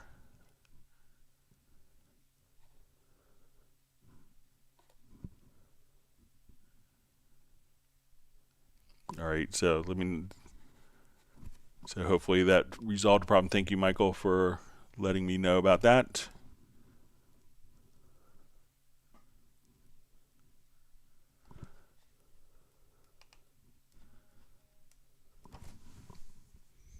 All right, let's see, text coming in. Okay, thank you, Michael. Oh, okay, so for those that may have missed that, what I did was take the MIDI part here and go to dissolve part. We'll separate pitches. Everything is broken down.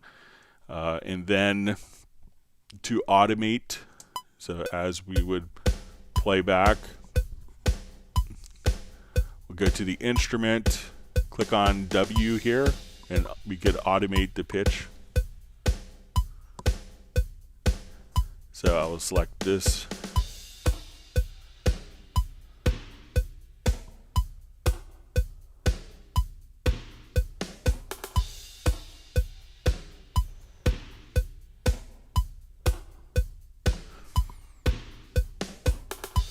All right. So, and let me know if there was another question that you need to see while the video was acting up. Sorry about that.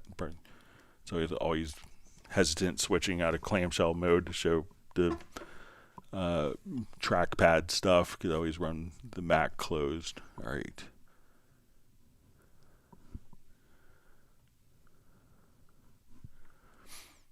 All right.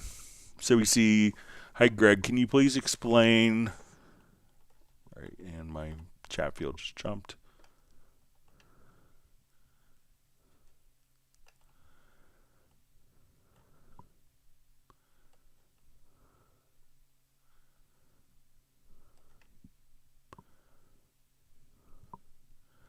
Okay, so the question is, hi Greg, can you please explain the process of using different algorithms? I know the idea behind it, but I struggle to understand how to change and use them.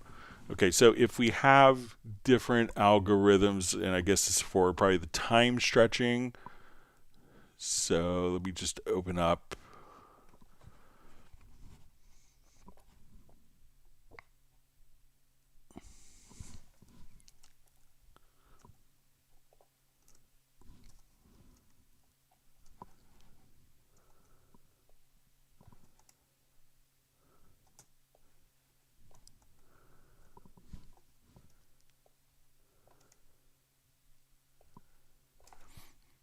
Okay, so we have kind of, our different algorithms for time stretching. So what I'm going to do is first we'll make sure that everything here, all these will set to musical mode. Okay, so we could change the algorithms a couple of ways. One is just to select all of the files and we could change the algorithm here. So probably the most commonly used algorithms are going to be Elastic Pro, and we could think of this, the default algorithm is going to be set for time, which will be more attuned and more set for rhythmic instruments. Think drums, percussive things. We could think pitch is going to be often used more for vocals, maybe like sustained piano, guitar, voices. and then we have tape. So, and then there's going to be where we can preserve formants. And what formants allow you to do, we've all heard recordings that were kind of processed and sped up, and think classic kind of chipmunk recordings where someone recorded something at a slower speed and then sped it up 2 or 4 times, and that would kind of change kind of the actual formant of it. And it's often we do to make a recording go from like a male to a female or a female to a male sounding is the formant. And then there's efficient algorithms. So, and the one that we have here is tape. So if all of these are set to musical mode and we want to utilize tape, all we would have to do is select the event, and we could set the algorithm right here. So all of these selected events, I could change the algorithm. Or if we go into our pool window, we could select all of the audio files, and then we could change the algorithm here as well. But if I wanted to, and what the tape mode does is, let's say we're at 100 beats a minute in this project. So if I assign these all to tape, and I slow down the tempo, this is like we're doing, the pitch changes just like we're slowing down an analog tape recording.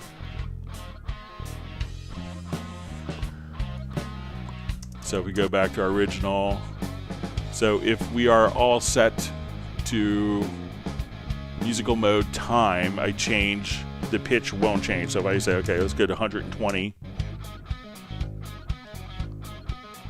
the pitch changes, or the pitch stays the same. If we come over here, let's say our original tempo is 100 beats a minute. Now that we switch, and it's just because I have all these files selected that I could multiply change the algorithm to tape. So let's say, okay, I want it to be 120. The pitch changes.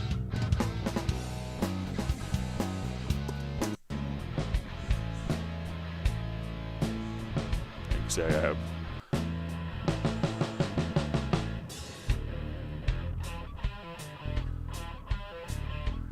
so those are kind of what the different algorithms will allow you to do. So again, just come over, we could select all the files, and you see I forgot to select some of the beginning ones here and put them all to the same. So if you wanted to do like a quick tape stop effect, you could come here, let's go to your tempo track.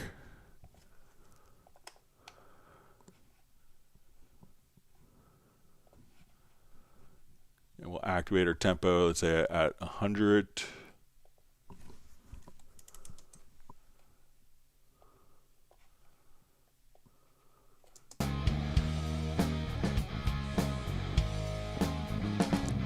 So let's say at the very end of this hit, like I want to do just like a tape stop effect right there. I could now just kind of come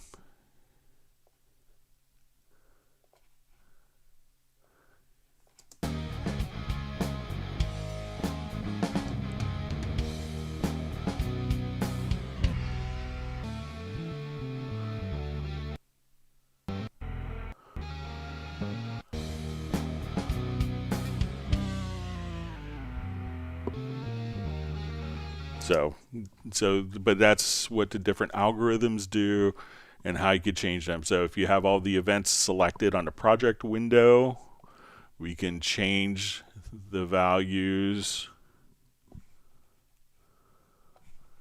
straight from here, or within the pool window, Control or Command plus P, you could change the algorithms right there. And those will be stored in the project.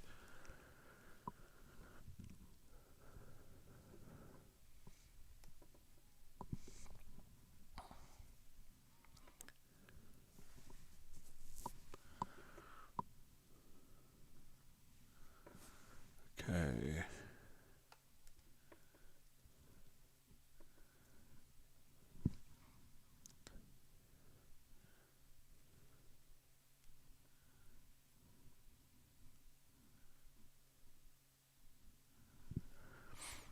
All right, so we see Shandar Kumar. Is there a method to utilize a pad from Groove Agent as a new sampler track? I aim to play different pitches for that particular sampler on my keyboard. We'll show you a couple of ways to do that. So let's come over, let's do new project.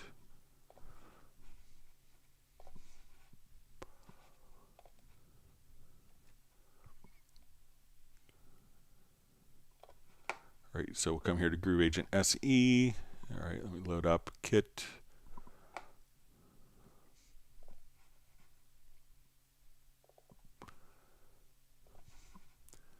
Okay, so let's say, one of the things that you could do is, like, let's say I want to take this snare and play it. If you go to pitch, one of the things you could do is set your range. So you can say D1 through D2. So now as we do this, now this may layer it with other samples.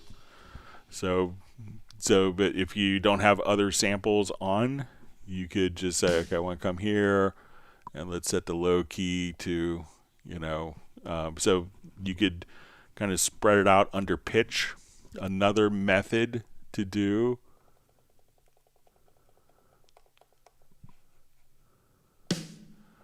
so let's say I have a D1 note here.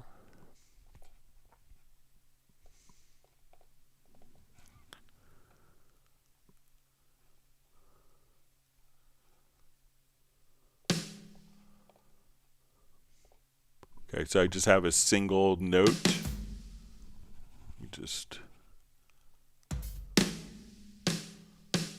All right, so I have a single note of D1. And then if you have the sampler track, so we could drag the event here to the sampler control. And now, so you could just, write in a single note, drag that note down to the sampler control.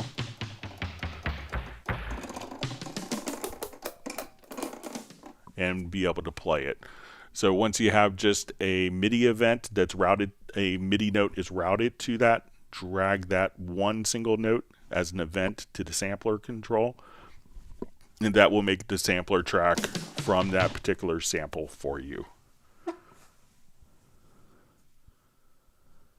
All right, Mark Rabin wants everyone to hit the like button before he goes take his dog Stella out.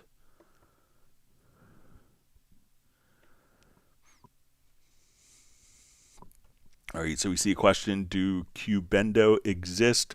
So it's often kind of a contraction for Cubase and Nuendo since they share the same basic code base.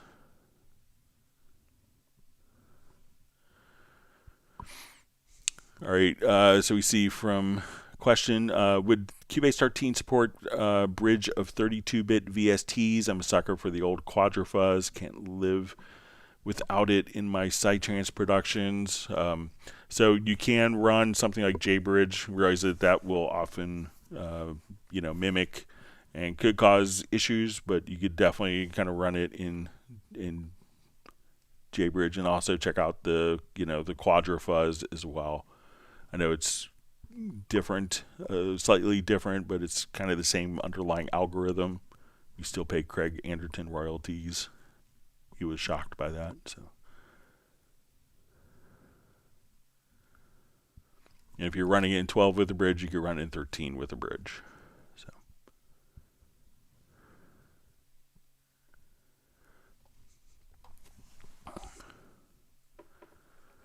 all right. So we see just a question from Amanda Hunt Taylor. Where can I find a Cubase 13 AI tutorial PDF?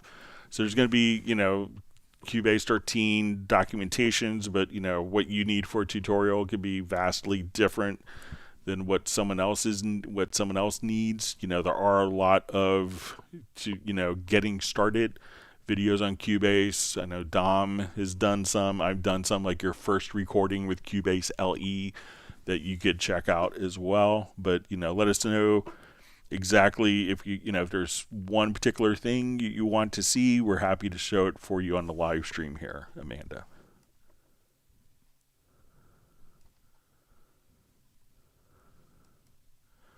All right, wonderful to see Brian Sawyer Sr. back from Crystal Coast, North Carolina.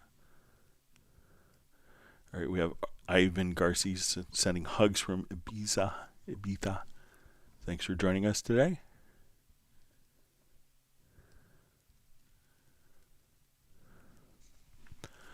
All right, Johnny asks, greetings, Greg. Recording a singer-songwriter, 2 mono tracks, guitar and vocals. What's the best way to get rid of the guitar bleed in the vocal mic and vocal bleed in the guitar mic? Spectral layers. So spectral layers will allow you to do that, and you could actually take one track as the basis for the removal of instruments from a different take. So spectral layers would do that, and often, the kind of the age-old trick that people would use is kind of using the cardioid response of the microphones, so to minimize the bleed through. But you can do it in Spectral Layers Pro as well. I don't really have a good file, but if you want to share a file that I could play on YouTube, I'd be happy to kind of show that on Friday's live stream. And if you have files you could send me, I'd be happy to show you exactly with your particular project, if it's copyright friendly for me to do so on the live stream.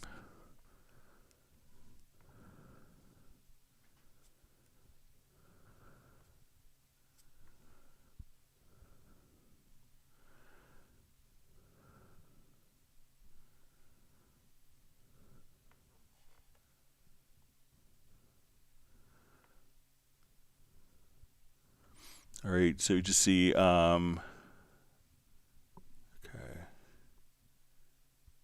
And just to show kind of how you would do that, I think inside of, I don't have a good audio example on hand, but if you wanted to do something,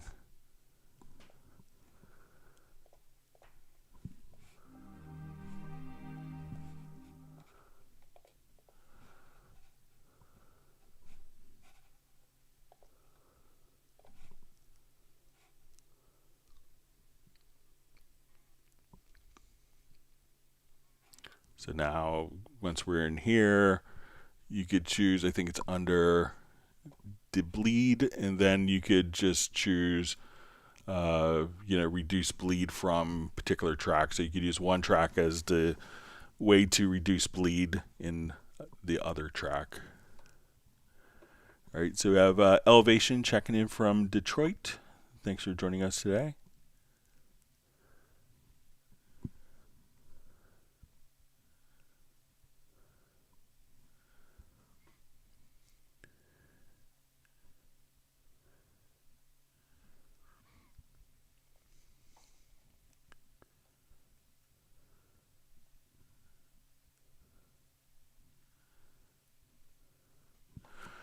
All right, Bill B asks, hey Greg, I updated Cubase 13 from Cubase 12, but Cubase 12 didn't uninstall after Cubase 13 update completed. How do I uninstall Cubase 12 on Mac? So, it's intended not to immediately uninstall your previous version, because your Cubase 13 license works with Cubase 12 as well. So most people don't want it to be installed, but really all you'd have to do is, when you go to your Finder on Mac, for some reason Mac doesn't really have like a proper uninstaller like Windows does, but if you get applications, just try taking this and dragging it to the trash can. I think that will, in essence, uninstall it for you.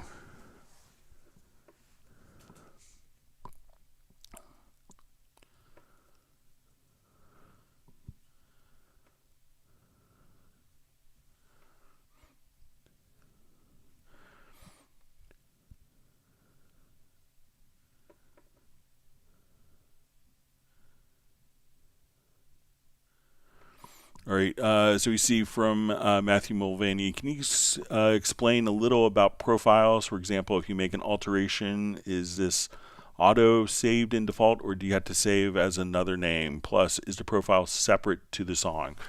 So the profiles aren't related to a particular song. So when we come over, we'll go to, let's say, our edit menu to profiles. So what profiles are going to do is basically save like your settings, like your key commands, your your preferences, your global workspaces, your presets. So, and again, it's kind of like how you personalized Cubase for your particular setup. So you save it, it's not automatically updating it constantly. Once you save the profile, if you need to migrate those settings to a different computer, all you would have to do is to take the exported profile and import it directly into the new computer, and all of those settings will be carried directly over.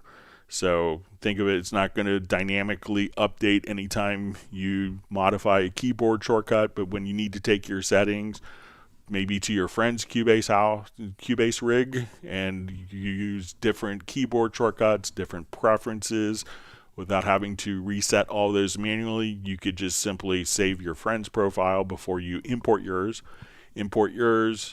restart Cubase, and then all of your settings would automatically be taken into place.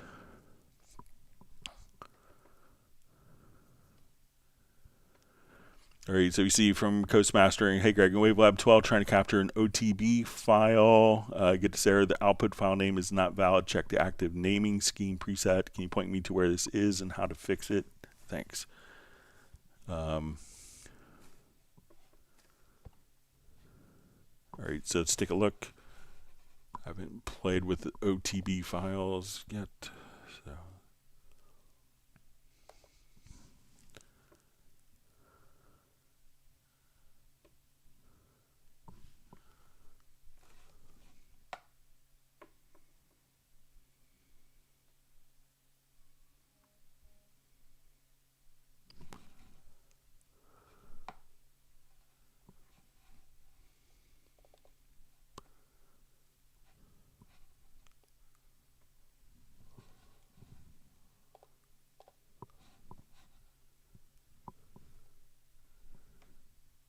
All right, so let me.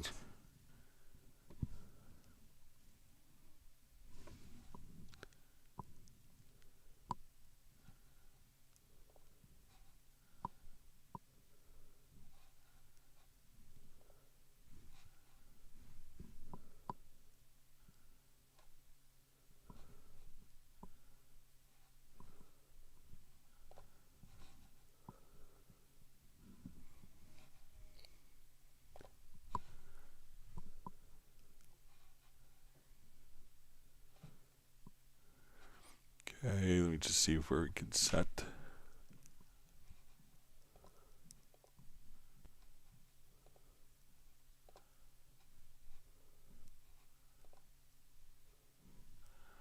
So I'm not sure if this is where you're at, Michael, with this.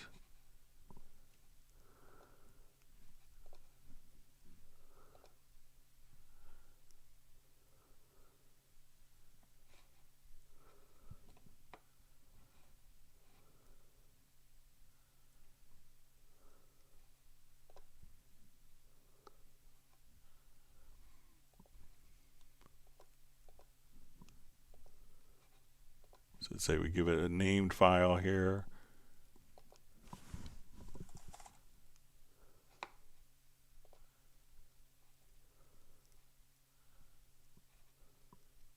So I'm not sure if it's an Opus file.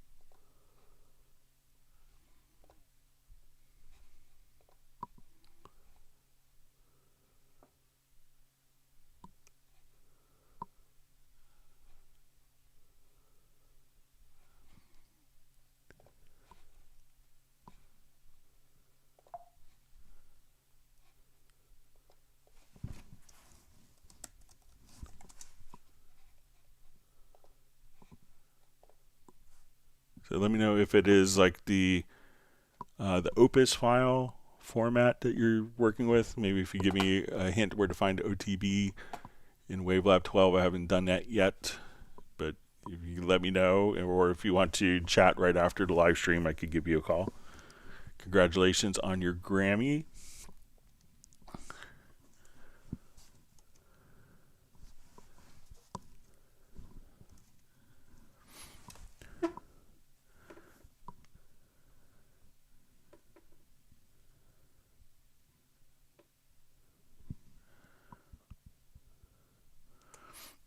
All right, so we see, is there a way to highlight the stereo out channel on the mixer, like make it bigger or more obvious compared to the rest of the channels? So let's say if we have a number of audio tracks here. So one of the ways that you could do is, one thing to highlight it to make it easier to see is just by, if we go to like the input output and we go to the zones, we could now come over and say the stereo out will always be anchored to the right hand side. So no matter how many tracks you have, you can scroll left and right, and your master fader would always be anchored on the right hand side. So let me know if that would work for you.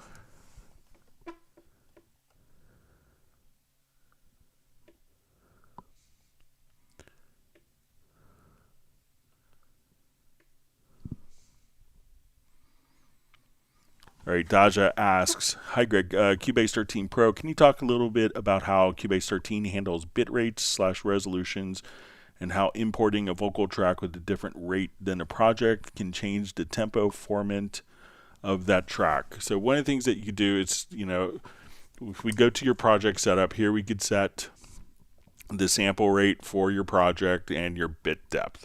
So as we could have within the same project in Cubase, we could have multiple bit depths, but one common sample rate. Now, if you import a file that's a different sample rate, one of the easiest ways to make sure that that isn't an issue is when you go to editing to audio, is on import audio files that you have convert to project settings. And this way, as a file, let's say I'm at 44.1, I import a 96K or 88.2 or 48K file. As the file is imported into Cubase, it will automatically convert to the project sample rate that's defined in the project setup. So what I would do again is just come over, Preferences, Editing Audio, and on Import Audio Files, just convert to project settings. And that way the sample rates will be aligned to the project, and it knows that it's taking a 48K, 88.2, 192, 96K, and it needs to convert that sample rate so it fits in the project and plays at the same pitch.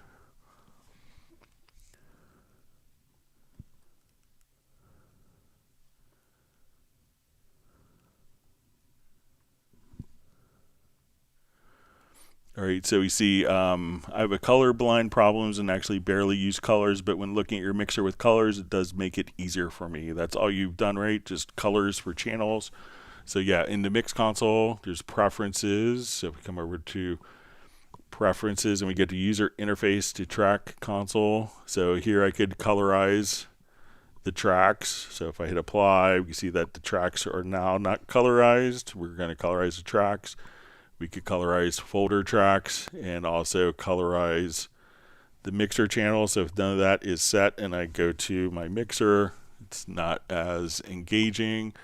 When we go and activate those preferences, again, preferences, user interface, track and mix console channels, and I activate those three and hit apply, that you can see that the color distinctions will make it easier to navigate just that easily.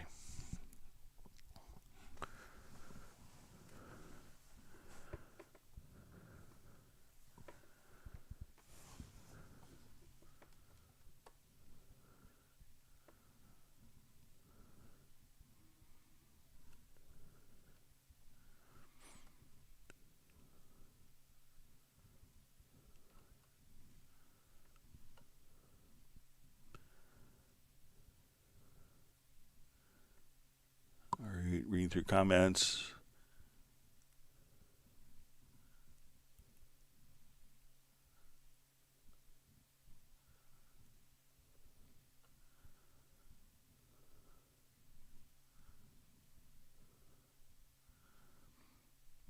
All right, wonderful to see Benny checking in from Sweden.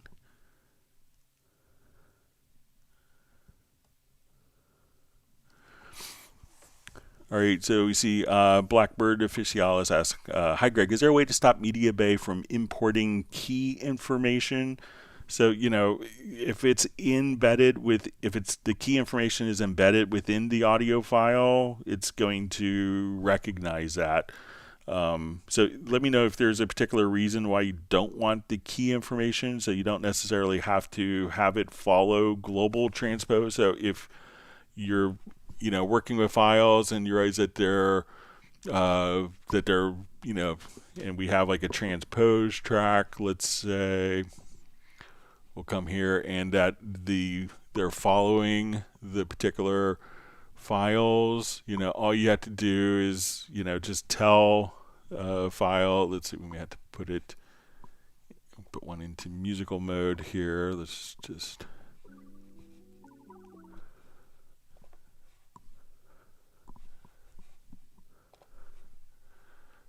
so where he says global transpose, just choose for it to be independent. But let me know if there's a specific reason you don't want the key metadata to be read, the global key information metadata to be read.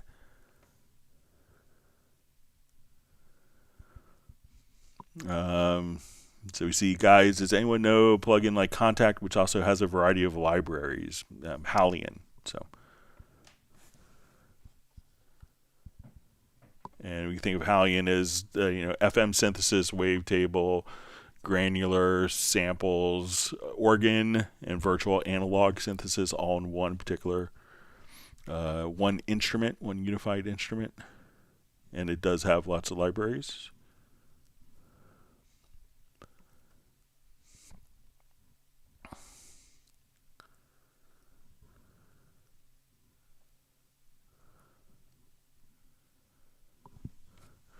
All right, Steve Green asks, hi Greg, how do I remove all old trial versions of missing files of Hallian Sonic and Startup? I get an error that says I have missing files, etc. So if you have, I would go to the Steinberg library manager. And if you have like trial versions, I would just select the particular one and click remove. For if you have a trial version is something that you didn't purchase. So I would just come here, select it, and then just click on remove, and that should remove the reference to it.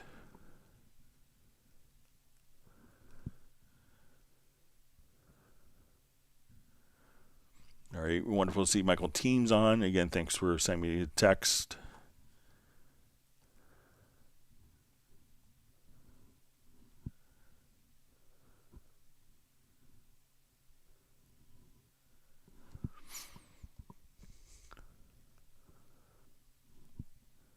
All right, John Costigan's giving Michael Teams a tardy pass for being late to the live stream.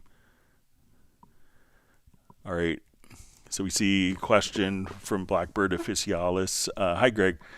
Is it possible to only export audio events and MIDI in a project to a stems folder? For example, if I want someone else to mix my music. So when we go to do your export audio mix down, here you could just choose a path.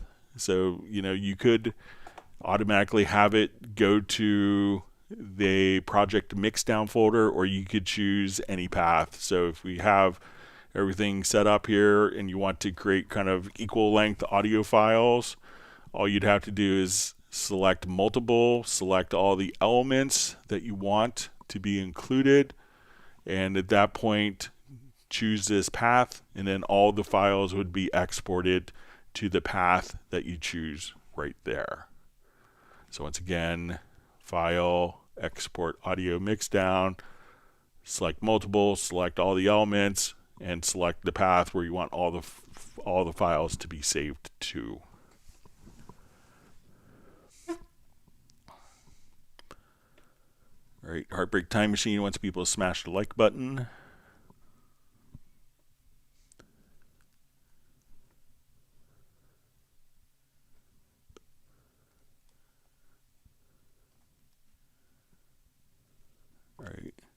Great to see Tim Weinheimer on.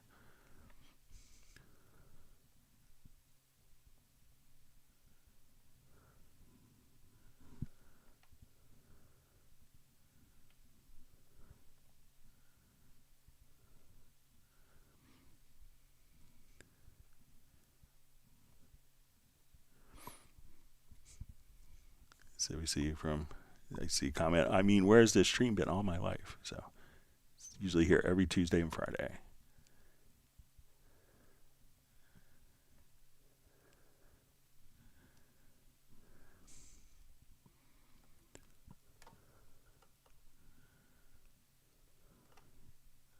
Right, my chat field just jumped. Let me just find my spot.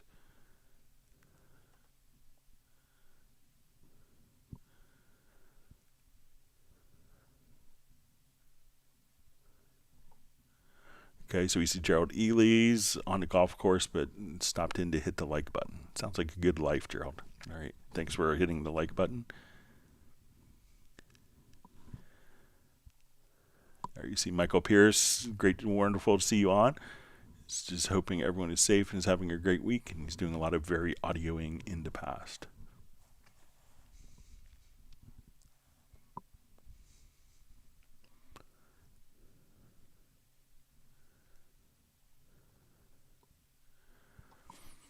All right, so we see question, do you recommend the Chord Nano Control 2 to control Cubase parameters? So I think it works really well with the MIDI remote.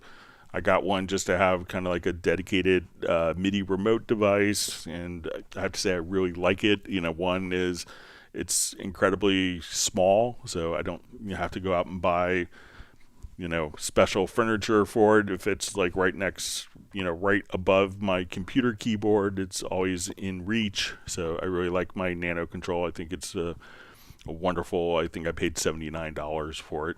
So, but there's a lot of great controllers, but for functionality, for something that's like immediately available and the size, which I always find is important, I've been really happy with mine.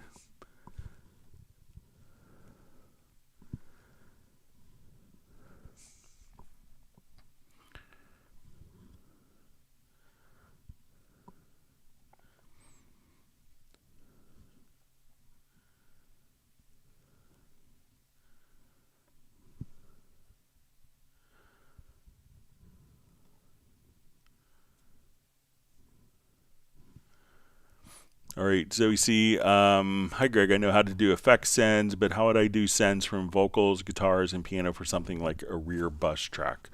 All right, so let's say I have my rear bus is just kind of sent to a group. So let's say I'm going to come here and let's add so I'm going to add a group track. And so let's say we want to make this stereo, and I'll call this rear bus.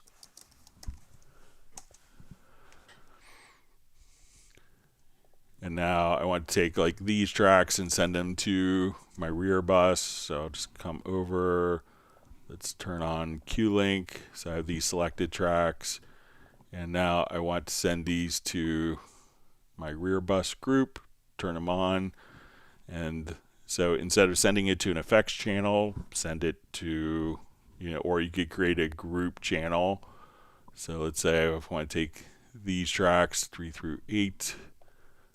Let's add a group channel to the selected tracks. So you could route them this way. This will take probably the output and route it, or just, add the group channel and then just use the sends to send those to that particular rear bus group.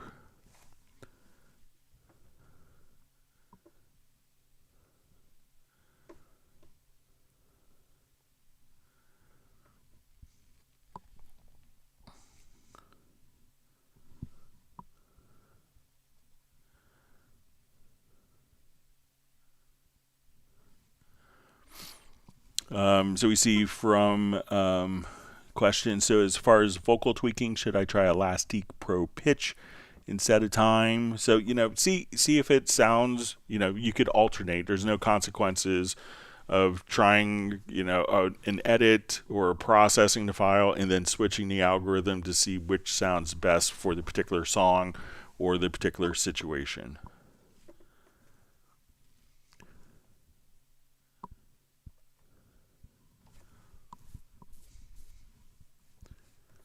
I just see a comment, Greg is trained by Master Yoda. So Michael Pierce says, Greg trained Master Yoda, I think. So I've just made mistakes before others have.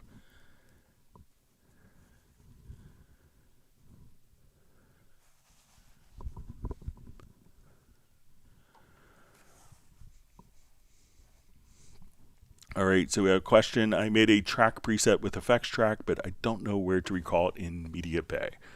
All right, so let's come over here. I'm going to make an effects track. Okay, let's put it on.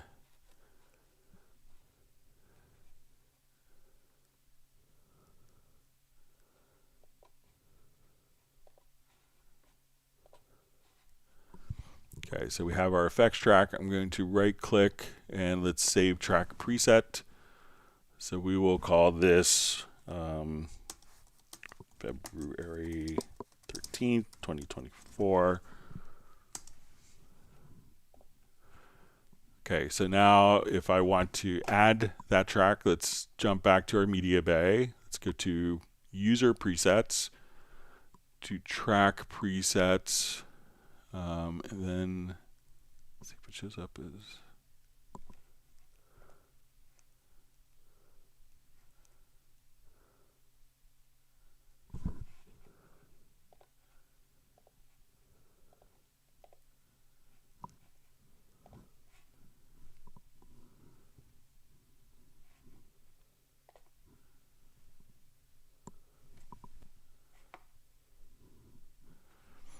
Okay, so we see the preset show here. Now let me just.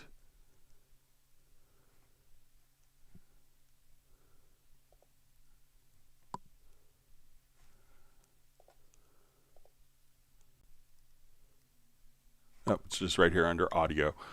So again, just go to user presets, track presets, audio, and we see February 13th, 2024. Drag it over, and then you have the effects channel right there.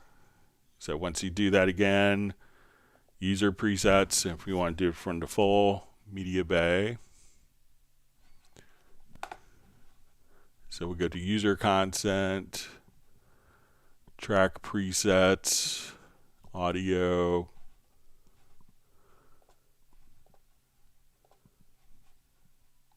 then let me just rescan this.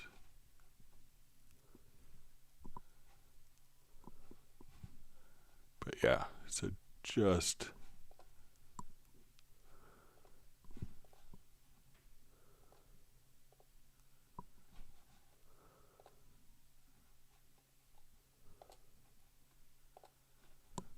so just come over again.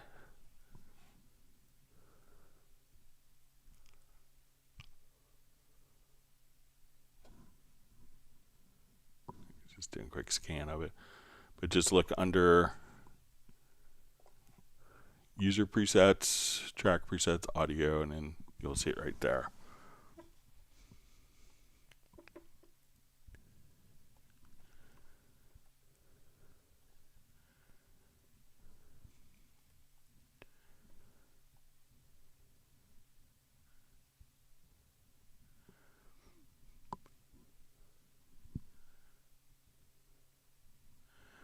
All right, so we see just a comment that says, so far I'm experimenting with remixes, and I usually just use the timer algorithm to line the vocal / acapella to my beat quantize. So, if it works, it works. But, you can try different algorithms for different scenarios.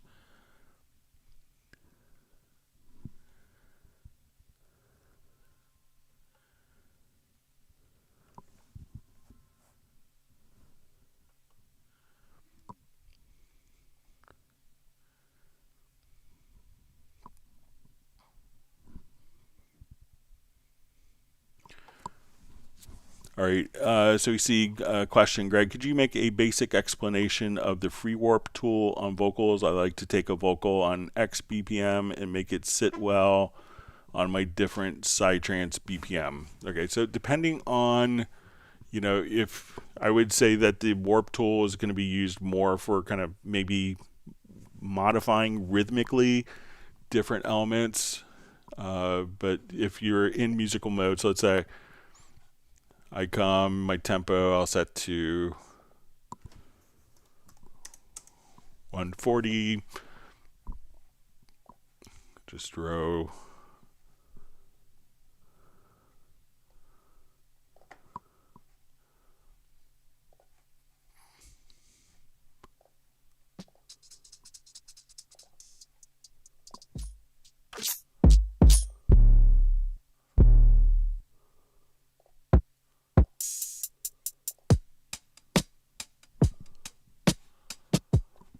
Okay, so say I just throw whatever drum loop you're kind of on. All right, so say I have this, and I'll speed it up, let's say to 160. All right, and let's say I just want to come over to some vocals.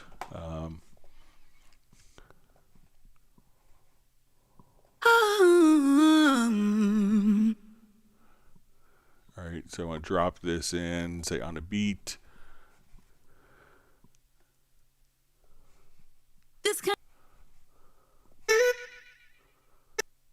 All right, now if these are in musical mode, they should probably roughly.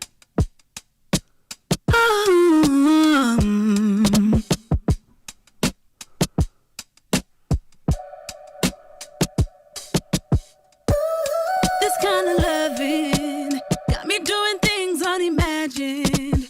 Everybody see it, but they talking. They wish they would, they wish they could.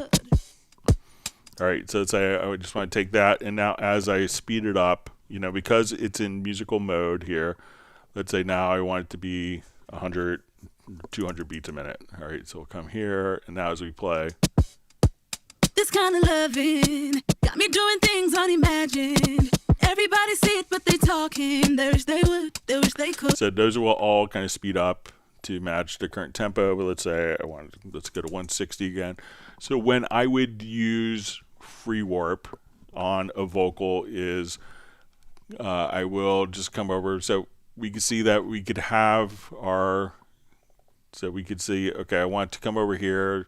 Let's go to our hit point editor in the inspector. So we'll say, let's go to hit points, and we could kind of find the rhythmically significant points with intensity that we could set up. So let's say these are our rhythmically significant hit points for our threshold, and I want to convert these to, we'll see this little create tab, and then we'll say warp markers. Now once we go to free warp, and you have to be kind of zoomed in, what this would allow me to do is say, I want this particular vocal part. This kind of loving got me doing things. So I want this hit to actually align right to there. So this way I could say, okay, I want this particular event here to align to the grid. So if I want to kind of change it rhythmically, that's when. This kind of loving got me doing things unimagined. Everybody see it, but they talking. They wish they would, they wish they could. So let's say I want this this warp marker to start at different points. So this would allow me to kind of, like if you had someone that was like maybe a little off, a little late or early, that's when I would use free warp. But globally to kind of make, a recording fit, once you have the original tempo, just placing it in musical mode will get the tempos to match. And then if you need to kind of match the groove or move different elements while the tempo is matched for different phrasing, that's when I would utilize free warp for that.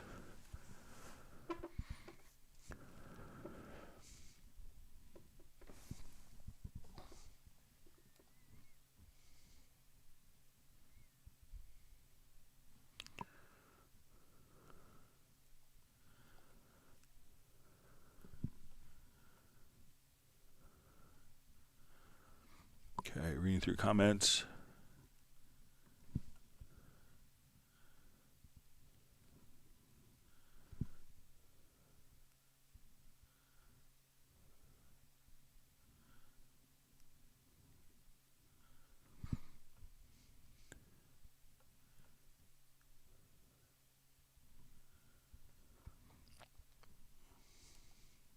So I just see, dang, Wavelab look like Adobe Audition, or maybe Adobe Audition looks like Wavelab.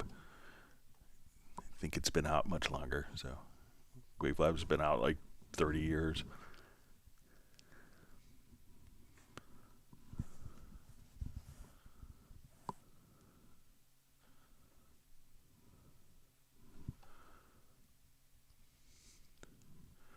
All right, so Jay from Secret Studios asks, Greg, I want to rearrange project storage. Is there a clean way to move the folder with all projects in folder that houses them to an additional new parent folder without losing the target location?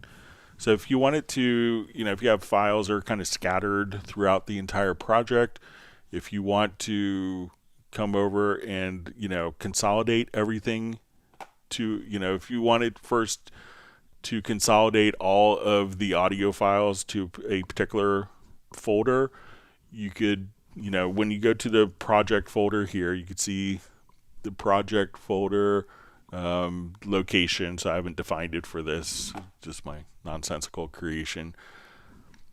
So you could, and if you have the project folder set, if you go to media, you could choose to prepare archive, and that will move all the files into the project folder that aren't there. If we go to File Backup Project, what this will do is this will ask us if we want to, we're going to say make a new folder. So, and we'll say we're going to save it into this folder, and now we could give it a name. And we want to keep the current project active. We can minimize audio files. We can remove unused. We can choose not to back up video or mixdown folder. And now this will automatically place everything into a new, separate, unique, newly created folder that needs anything that needs for the project to play back. So you could consolidate within the existing folder or choose a new folder and move everything there.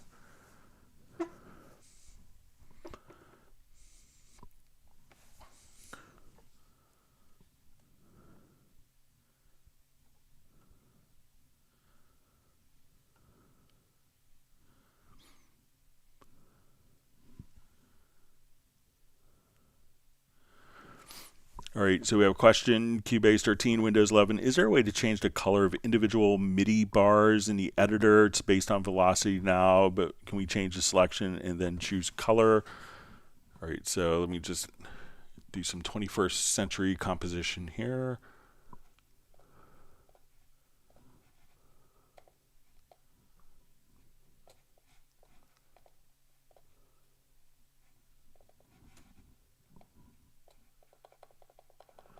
All right, so right now we can see our colors are based upon the velocity. So as we adjust the velocity, we can see our colors just kind of change. So let me just come and I'll show you. So if we come over here, we could see that you'll have different color choices. So here we could colorize based upon the pitch. So, and you may have to just kind of, let's say if I hide my right zone here, just see, go to our setup. So we'll right click here and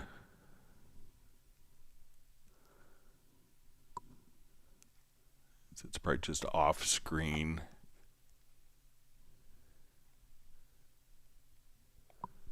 Just take that off. Event colors. So I'll go ahead and just move this up. So now we could colorize based on channel, based on pitch, based on the part, based on the sound slot, if you wanted to, based on voice. So here you can choose different methods for coloring your different MIDI notes. So again, if you don't see it, you might just have to kind of right click and you'll see event colors. You may have to move that up.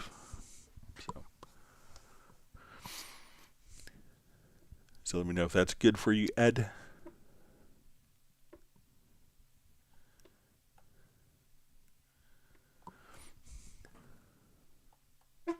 All right, so we have Mark Music Man says, I have an issue with Groove Agent. When I right click to load a kit in the rack, the window no longer opens for me to choose the kit. I can still load a kit from the Explorer. I've reinstalled. Okay, so let's come over here. So sometimes the windows could get stuck behind. So let's come over. So let's load an instrument track of Groove Agent.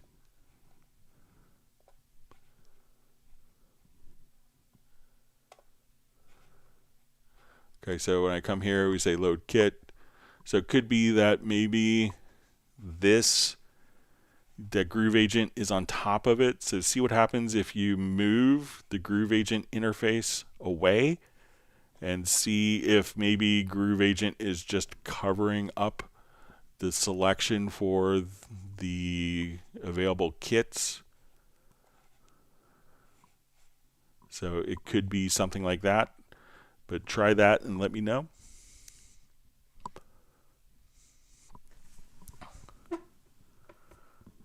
See Daja just says, thank you, Greg. You are the cat's pajamas. So hope that's a compliment. Anyway. I'm lucky I get to live in my cat's house.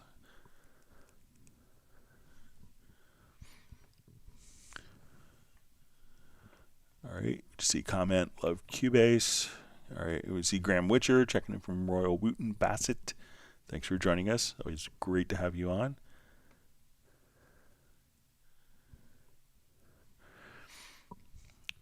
All right, so we see a question. So for audio files, it's better to be imported than dragged and dropped to match sample rate and other project settings.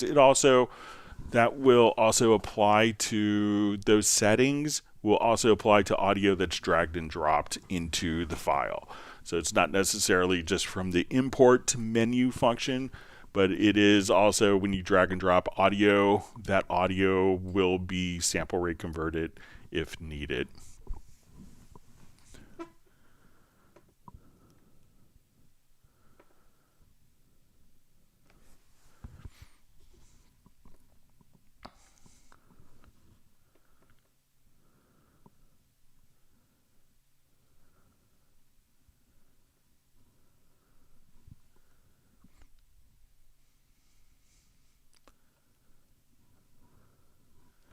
All right, so we see JVI says, evening, Greg. Apologies, I'm being quiet, but learning as always from other people's questions. Thank you for these hangouts. Always learn things. So I'm a good lurker myself. So we're just happy you're on and part of the community, and you just have to hit the like button if you're quiet. So, and we see, and when you pop out and say hello, you get free ice cream from Michael Teams. So that's good.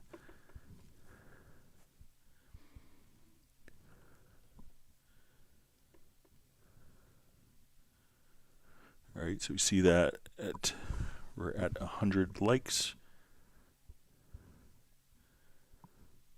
All right, so we see Cubase X, who's also lurking while doing his vocal training as he watches Greg rock the house.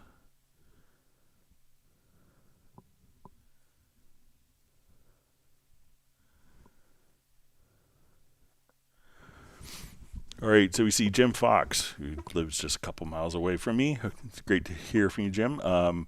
Says, hello, all. New Windows 13 Windows 10 using Atmos bed panner for channel to the standard bed. How to set the panner to feed LFE only. So I think let's go ahead and give it a shot here real quick.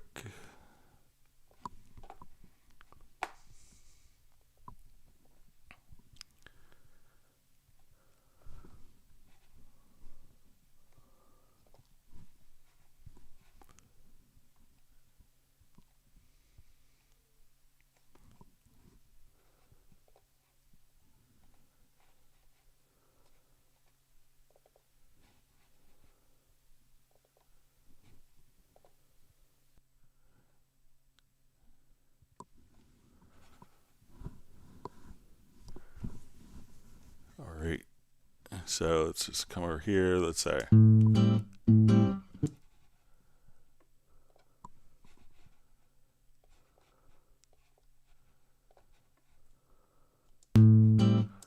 right, so let me just open up the panner here for this.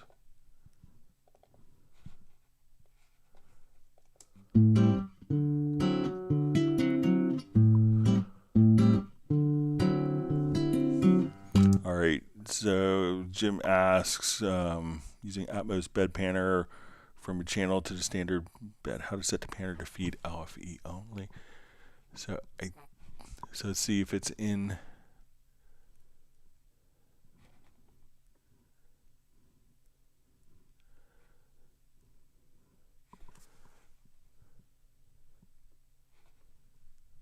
All right, so let's take a look here. Just reread the question here from Jim. Using Atmos bed panner from a channel to the standard bed, how to set the panner to feed LFE only.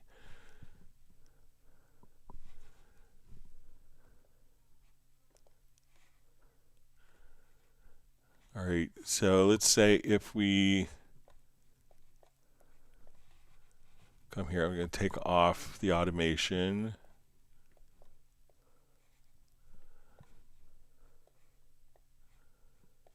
So this is our levels. This is the level to the LFE here.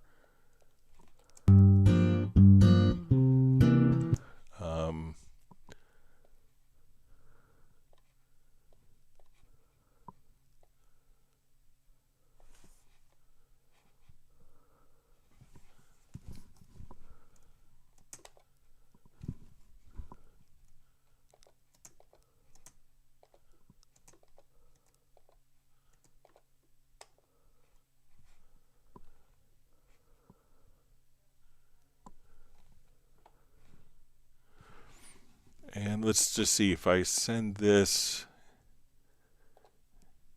I wonder if I take this track. All right, and let's say instead of sending it to the standard bed, if we send it only to the LFE.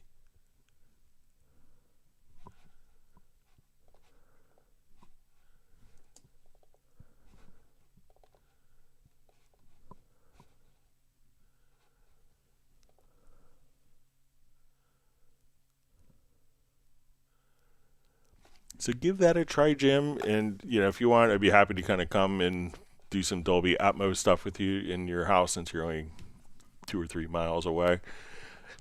It'd be great to catch up, visit, and we should take Greg Lukens out for lunch. But see what happens if you're able to just send this instead of to the let's see. But see what happens if you just send this to the LFE, if that does what you want. But I could do some more research on it if you want. And great to see you on, and hope you're doing well. All right, wonderful to see David Glick, also from Northern Virginia, on.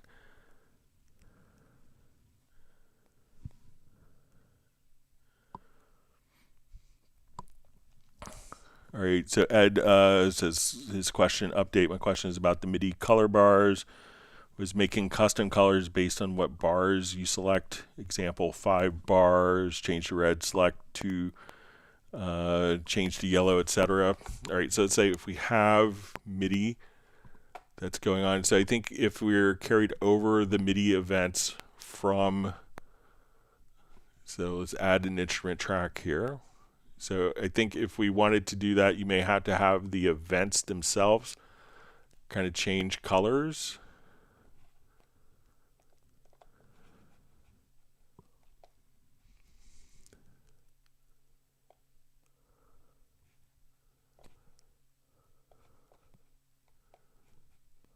All right, so say I have MIDI notes here, and if we want it, so say we change colors. So I'm going to colorize this event red, and let's make this kind of purple, this yellow, this green. So I think that when we go to edit these particular parts and we choose the color to be based on part, that then we could have the different colors for different events like that. So it needs to kind of be coordinated with we could coordinate it with the colors of the events themselves if you want. So let me know if that makes sense, Ed.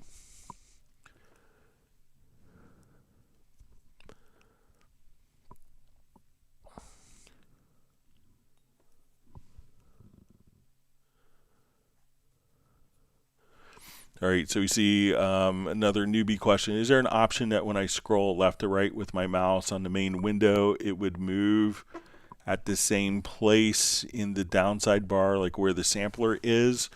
All right, so if we have, so it could really depend on like what's in the lower zone. So if we click for our MIDI editor where we scroll, this view can be synchronized between the MIDI editor and the lower zone. So if we zoom in and out, we could see that applied. But if it's going to be with the sampler track, so if at this point we drag a sampler into the sample track, it doesn't necessarily, there's nothing, just having a audio sample, which could be just something very small, so if I come over here to my media bay,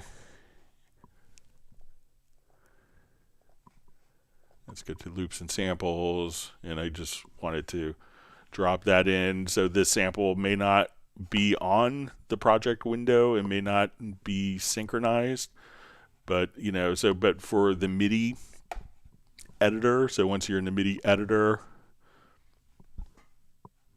and let's say if I'm in the MIDI editor, so now we could have that completely synchronized with the zoom of the main project window.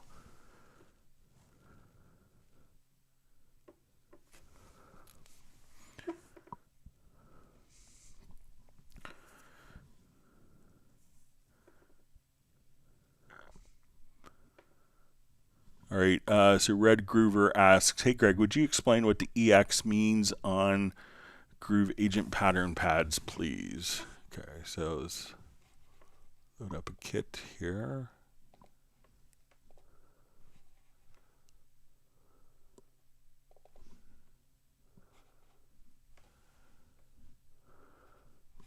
All right, and let me just see if it might be just on the acoustic agent.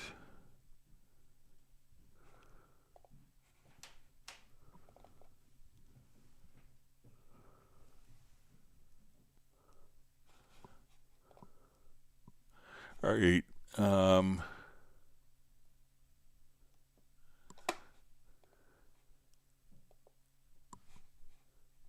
right, let me just try. So I see the EX there. Let me just try a different kit and see if those have.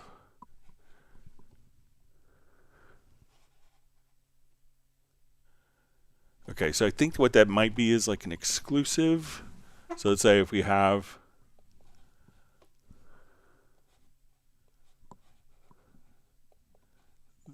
let's say this pattern here. Let me just do it in a non-Atmos project here.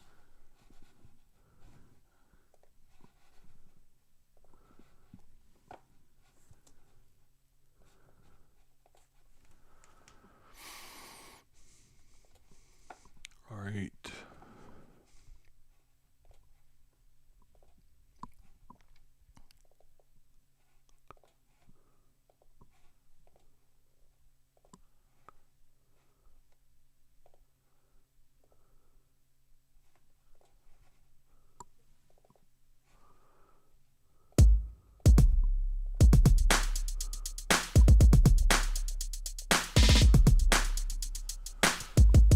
All right, so let's say when I think this might be for like an exclusive, like if we,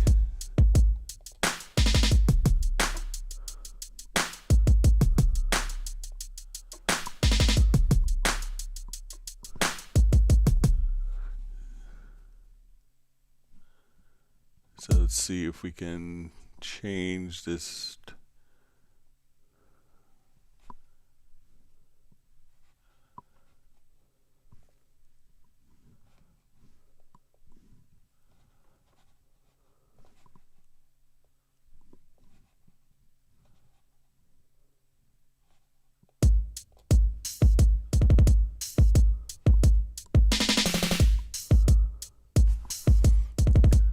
All right, so let's see.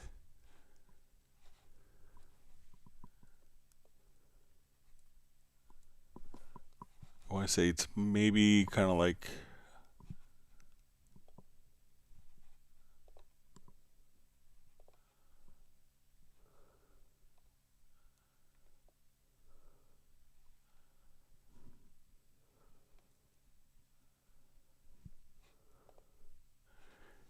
it might be where it's only going to play one pattern at a time. So let's say if I come here and I play that, this pattern stops.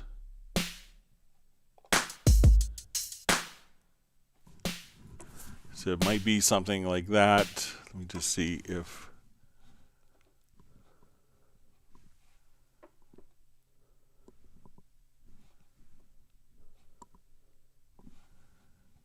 So we don't see on the instrument, just a pattern pad. So I think that's something like where it's not going to play back other pads, but let me just.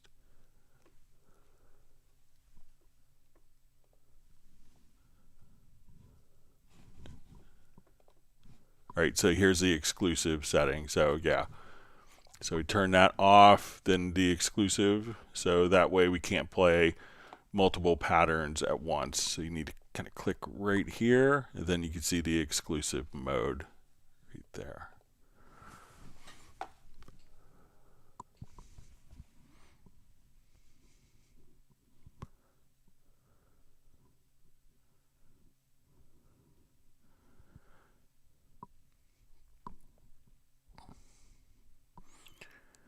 All right, so we see from Mark Music Man says with the presets, it just says no, it isn't behind Groove Agent. It just started happening a few weeks ago. So let's see, what happens. If you go to like your VST, let's say if you go to the media bay, and let's say we go to VST instruments, to Groove Agent SE, so we should see Groove Agent SE here. Then you can see all the different kits. Do you see all of these kits listed? But again, let's see if there's anything that could prevent that from.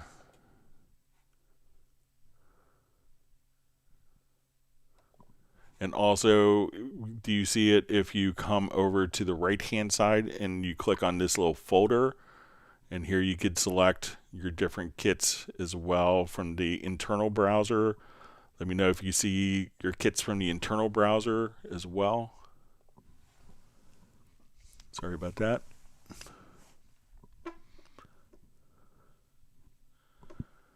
All right, so we see, man, the stream is golden. I'm learning so much things to make my workflow better. So that's great. That's kind of why we do this.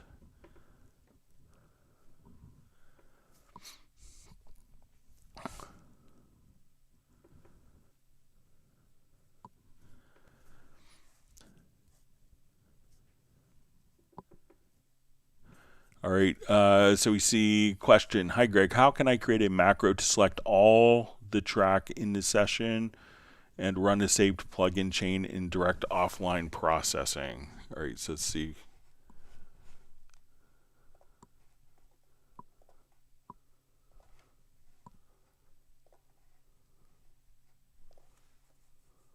Yeah.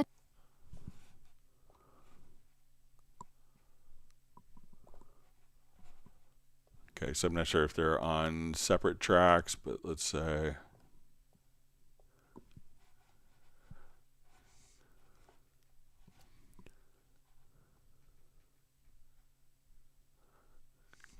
All right, so let's come to my audio menu. Let's go to direct offline processing here. And let me just create a chain. All right, so I'm going to jump back here. Let's go to track presets for vocals.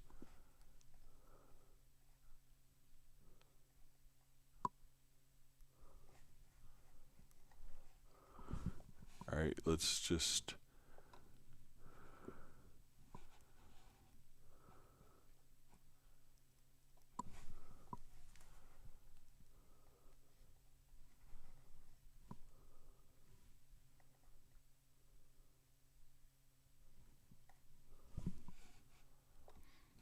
all right, so let's say this is our chain here. I'm going to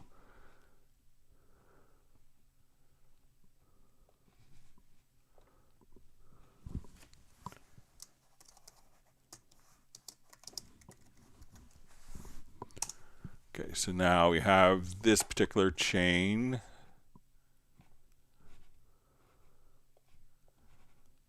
Okay, so let's see if we could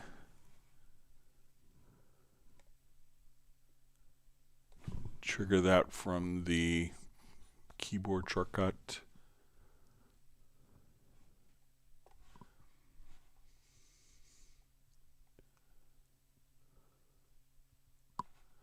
All right, so we'll call it favorite one.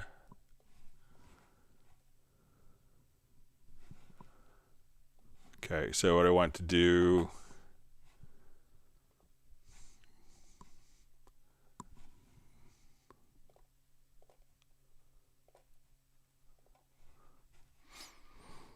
is let's create the macro. So we'll say new macro.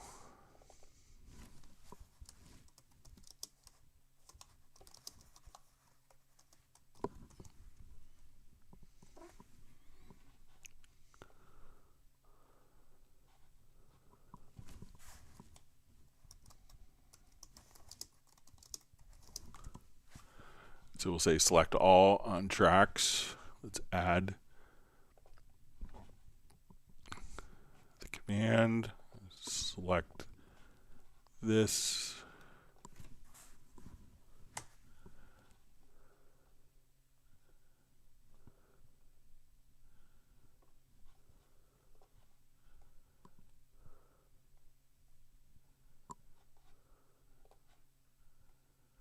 Okay, we'll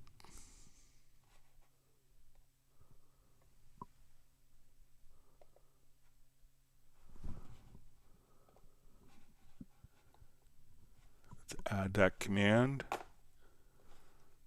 And now I'll select like both of these tracks.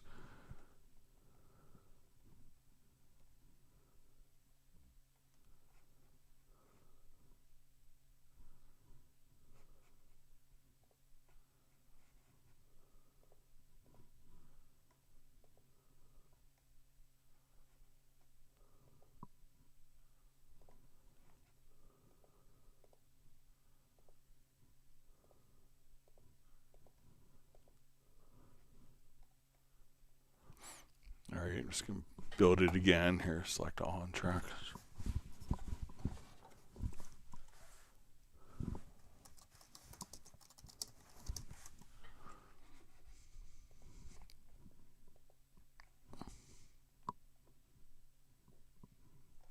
Okay, here it is. All right, so let's try running the macro and see if it. Yep. So once I created that chain, so I just dragged over the effects chain, created that as a preset. I called, so this is that particular process. So we'll remove all of these.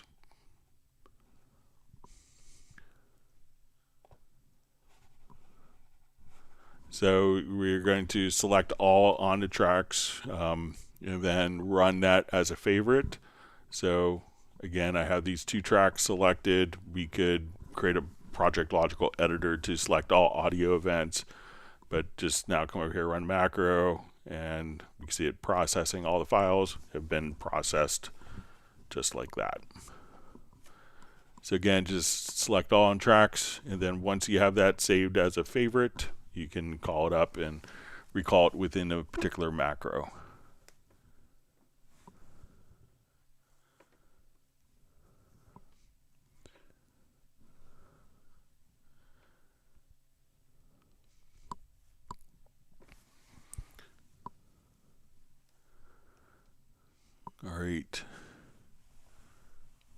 All right, and we have Steve McAndrew checking in from Simi, Greece. Thanks for joining us and for sending a phonetic pronunciation for me. You know, I probably pronounced it wrong, but thank you for joining us.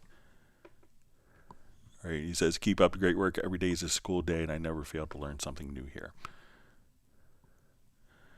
All right, Red Groover just says, thank you, Greg. You never fail to impress. Probably my wife isn't so impressed, but...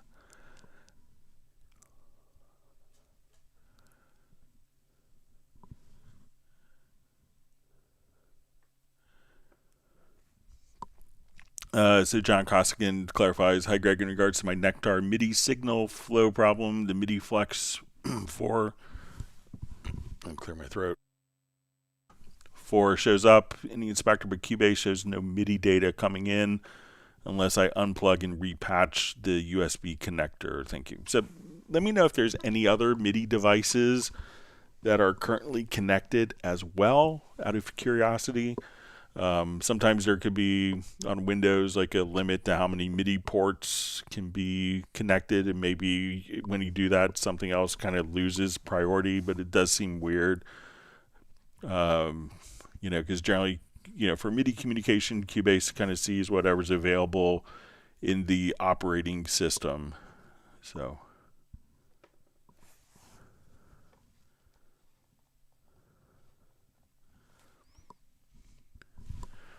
All right, so I think we're at the end of questions that have been asked so far. We had a couple questions that were mailed in, so let me get to those.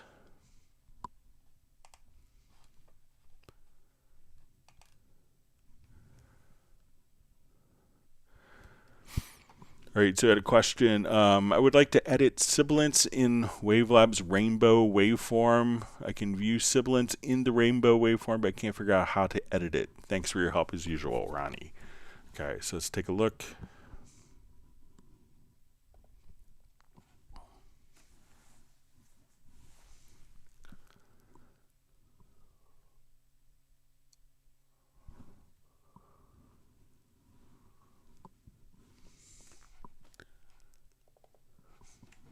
All right, so let's say if we have a file that has sibilance in it, such as, let's see if I can get this routed so we can hear it.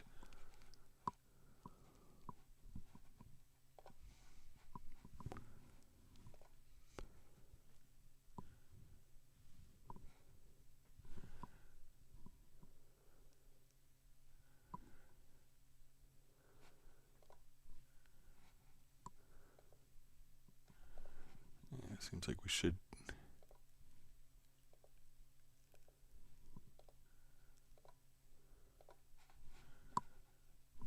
Seems like we should be hearing it. Let me just check it again. Many words can be written with a small set of letters. So we can hear kind of the on the S's. Many numbers can be composed from just a few digits with the help of the symbol 0, the principle of position, and the concept of base. All right, so now what the rainbow feature is going to show us is we could have this kind of optimize our particular view and where we see, and this could be based upon different frequencies. Infinitely many words can be written with a small set of letters. In arithmetic, So while this, points out where the sibilances are, you'd probably still need to use a particular plugin for processing the sibilances. So if we come over, we could now just say, okay, we want to go, I think it'll be under Dynamics. We'll see the de-esser plugin. And at this point, we could, as we process this, digits with the help of the symbol 0, the principle of position, and the concept of base. So that way we could mitigate it. And if you wanted to just, take a selection and be able to render with the de-esser on it, we could just choose to render. And as we do this, instead of, I think we could choose to render just the selection. As opposed to like the whole file. So we could say just render the selected audio range. And as we click on render at this point, we'll start that we could render just that particular section of the audio without necessarily. So let me just change my location here real quick.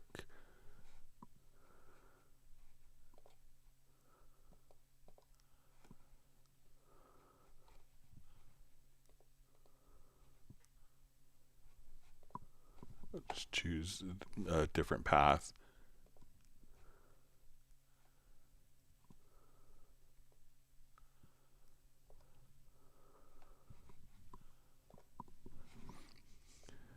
So we could just simply choose to, render just a portion of the file or the whole file, but really the rainbow function is really kind of more to point out where sibilance is just by looking at it without having to listen to a large portion of the audio file.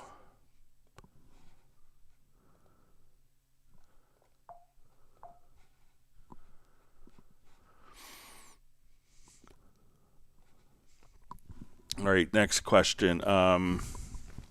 Hey Greg, I was wondering if Cubase 12 Pro Play Tool can play back from the highlighted sections like Shift plus Alt, but not necessarily in order. For instance, if we wanted to hear parts of a composition we've written in a different order or a new sequence. So, I kind of sought clarification on this to see if it was, just playing different, to play these in different orders, or so, whatever event you click on with the play tool will play. But if you wanted to try different, different arrangement ideas, that's when you could utilize something like the arranger track. And what the arranger track is going to allow you to do, and I'm not sure if this is what the person is seeking, is that we have the ability to define different parts of the project. So we could say, I want this part of the project, and I want a part within that part, a part within a part, within a part, within a part, etc.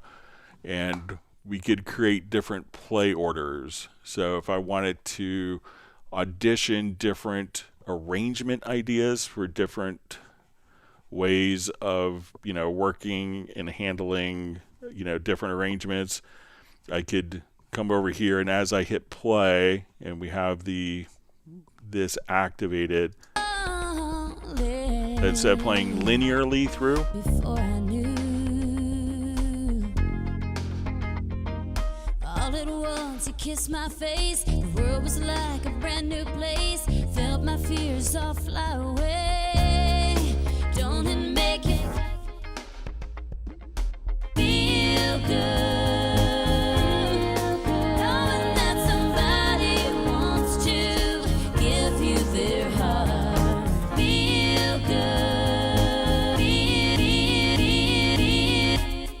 Somebody wants to take you just. so this way you could try out different musical arrangement ideas. So, but I'm not sure if, like when you use the play tool, that it's actually, playing just on particular parts. We could, if you want to try different ideas, like during the arrangement, if we grab like the range tool, we could hit Alt P and just try out different ideas. And if I hit Alt P here, we can immediately play the selected range globally.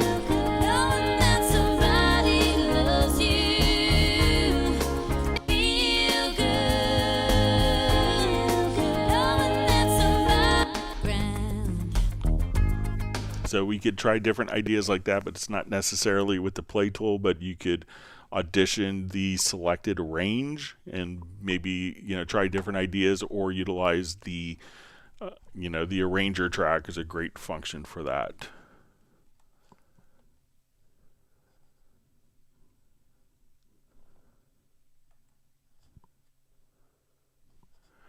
All right, let's jump back to live questions.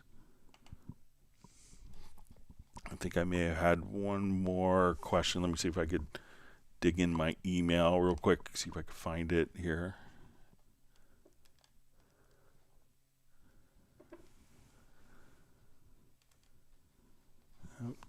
All right, so I'll jump back to our live questions.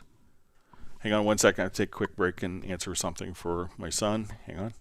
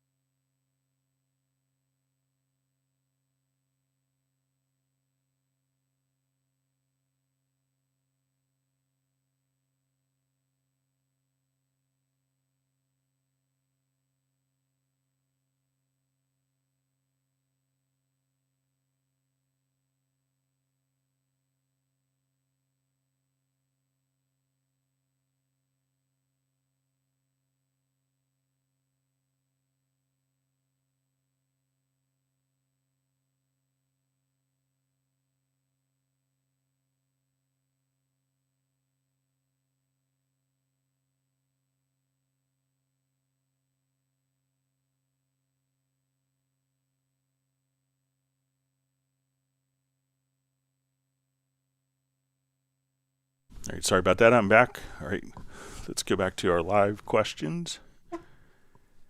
Thanks for all. And again, you send questions in advance to clubcubase@steinberg.de.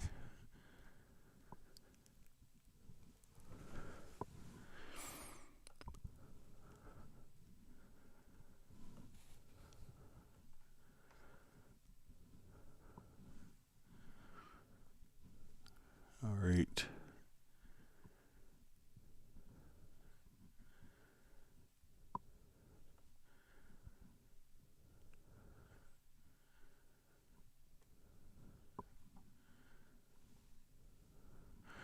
All right, so we have Ronan's Sakal Music. Hey, Greg, I have chord track. How can I extract the root notes only for a MIDI bass channel? Okay.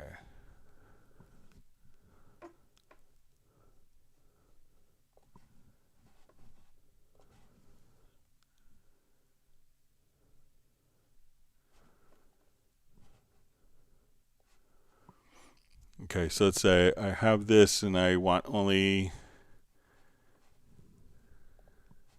the bass. All right, so let's come over here to chords.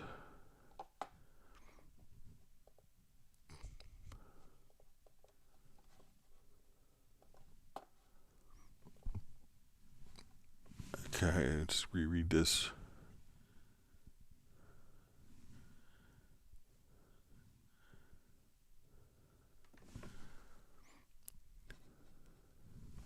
Okay, so let's take our synth bass part here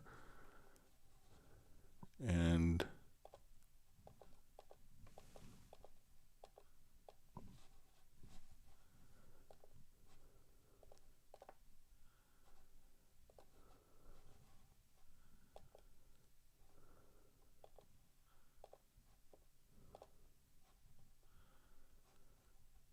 I think we should be able to let me just try it on different projects, see if that's.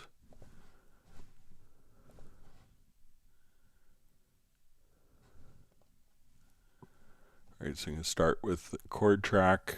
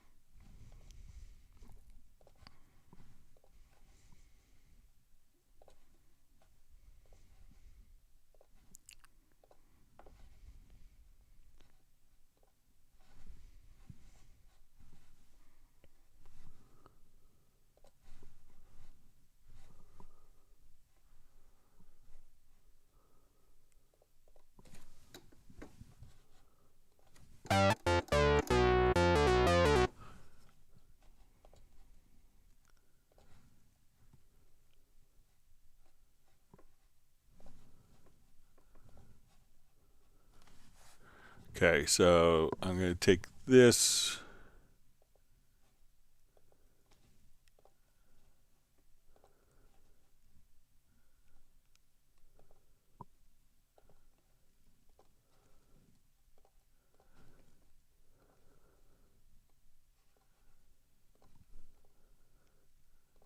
All right, so we'll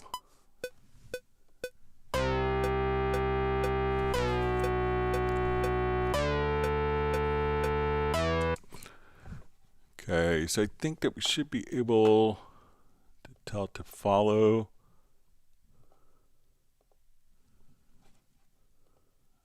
this. We should be able to have it follow the chord track. Get a chords here.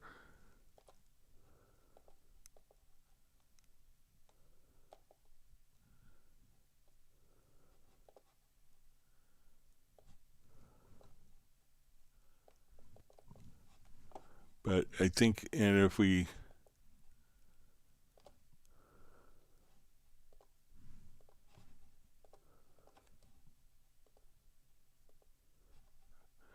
But I think when we set our follow chord track and then we say the voicing, not sure why it's not doing it, but let me just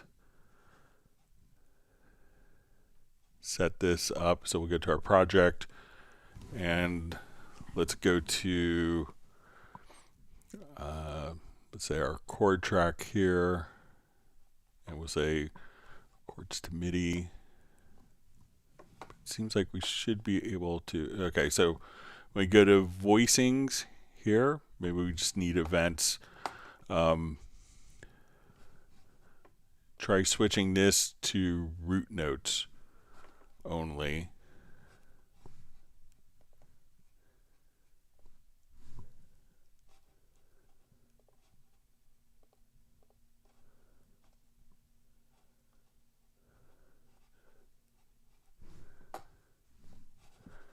So as soon as we come here, we can say follow just root notes. So I think we may need to just have an event and then follow root notes.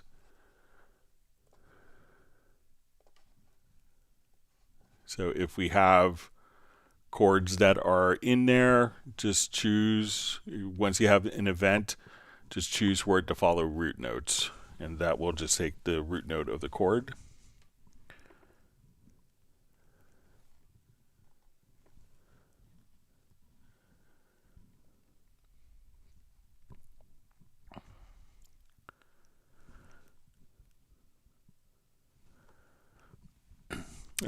So we see question, is there any way to get a quick polarity flip on the sends out of channels? Example, so we could flip the phase of one channel going to a particular effects channel without just flipping the effects channel. So currently the sends, I don't, you'd probably have to route it, to flip. There isn't a provision on the sends to flip the polarity on the send itself. So when we look at the sends here, let me just add like an effects channel to this so we could see it. So you would probably need to on the effects return channel. So once you have the effects return channel and you go to its channel settings at that point, so once we are here and we open that up, that you could just flip the polarity there, but not on the sends. It would be on the effect itself. So, but the sends don't have polarity inversion.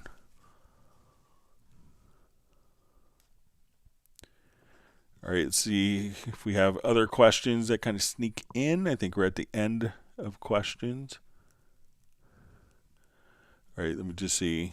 See another question. Greg, do I make those markers / timestamps intro verse with a marker channel, signature arrangement channel? So if you want to, if we have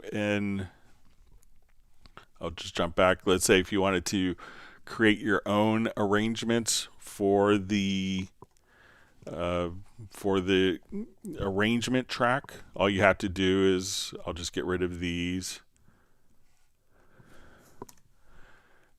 And all you have to do is just grab the pencil tool, and then you could say A, and then you can say this is, hold down Alter Option, Intro.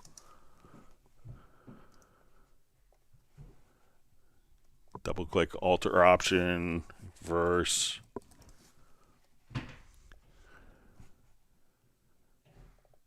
Bridge, etc. So you could rename each of these. So you could, some people use it just as like visual markers that are like really obvious to see. But you could just name them. Okay, I want to go intro, verse, chorus, bridge, whatever you want to create your own arrangements for.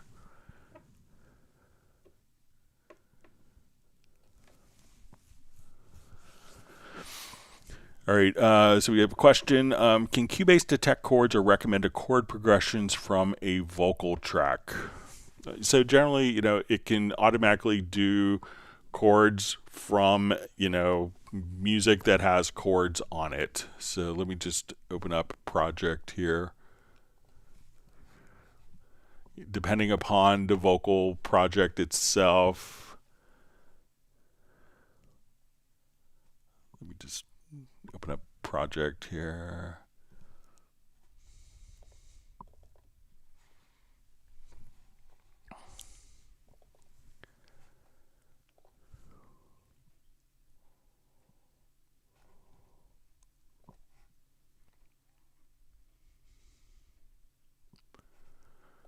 All right, so we have this. Let's come over, say, okay, let's just take. Do you recall the day we first... All right, sorry, let me just.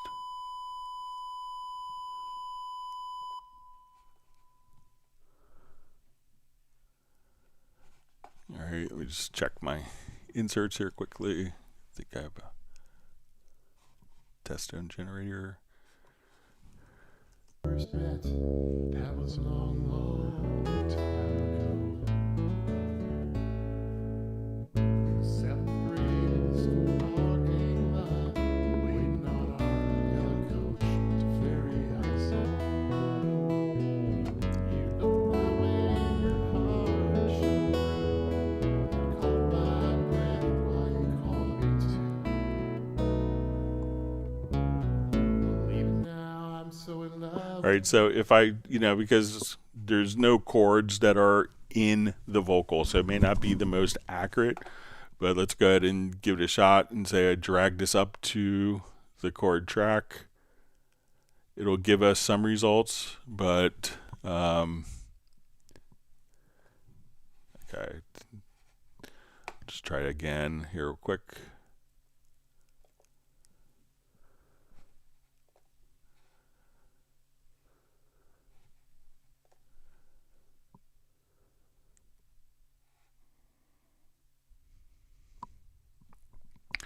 But, obviously if you have chords, that gives you a much more accurate picture of what's going on than just a vocal. So, you could try with a vocal, but it's, again, probably not going to be as accurate. So just import tracks from project here quickly.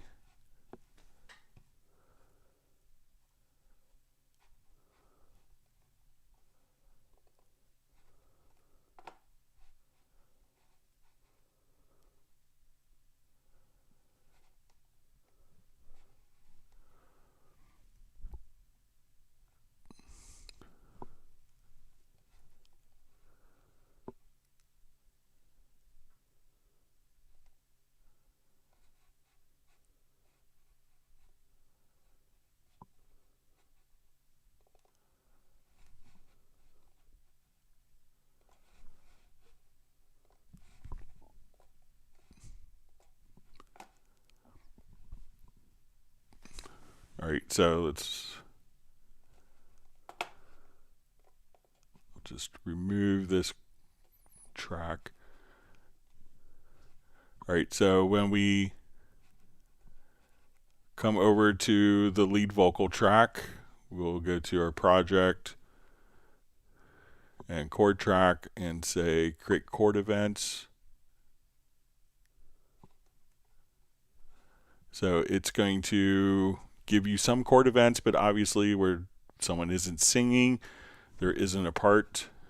Now, if I wanted to do a new track version, let's look at the chord events from the guitar part. So as we look at the guitar, we'll come over here. And again, a chord track,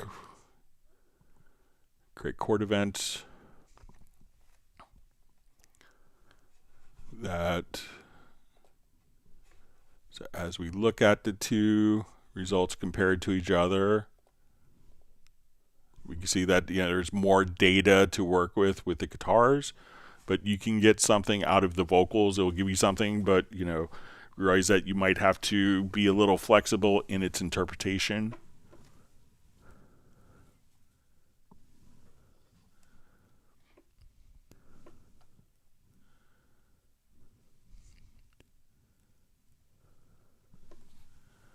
All right.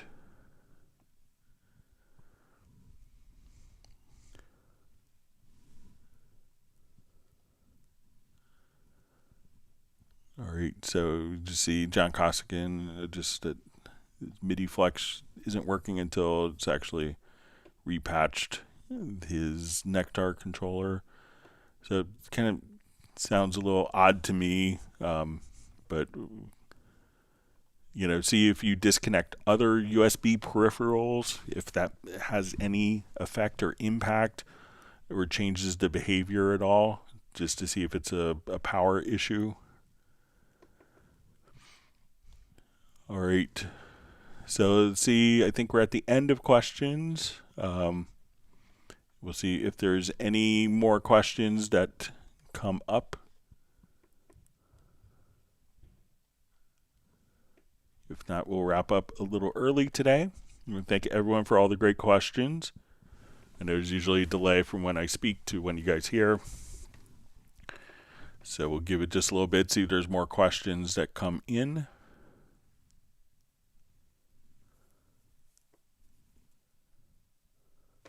And I'll just take a...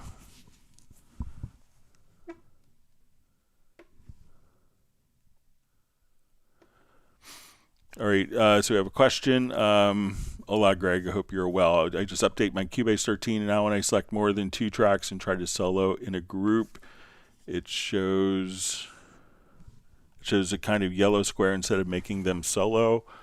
All right, so let's say if we have multiple tracks selected, one of the things you do is just hit the S key to solo those particular tracks. So I know a lot of people are trying to utilize the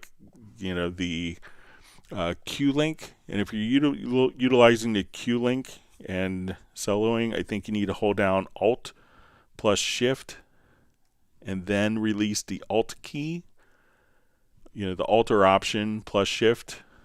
So this way we could say, so if it's behaving like this and you go, okay, I have Q-Link turned on and I hold down Alt or Option plus Shift, it then turns into solo defeat. So, but what you could do, again, is you could just hit the S key to do that, to solo the selected channels without being engaged in Q-Link. If your Q-Link is part of your muscle memory, hold down Alt or Option plus Shift and then release the Alt or Option key, and then you could solo the selected channels. So let me know if that works for you, Lewis.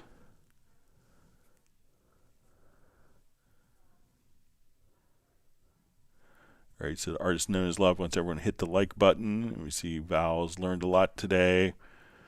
I guess, and it says, all right, we'll see if there's more questions that sneak in. If not, we'll wrap up a little early.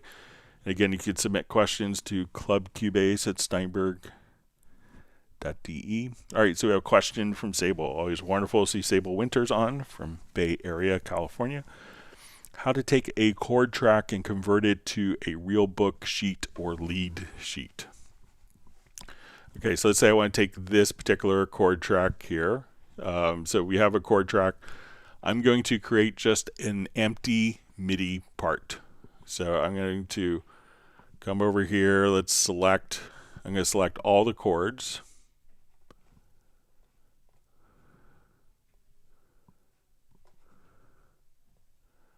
So at this point, I'm just going to hold down Shift and double click on the first chord, hit the letter P.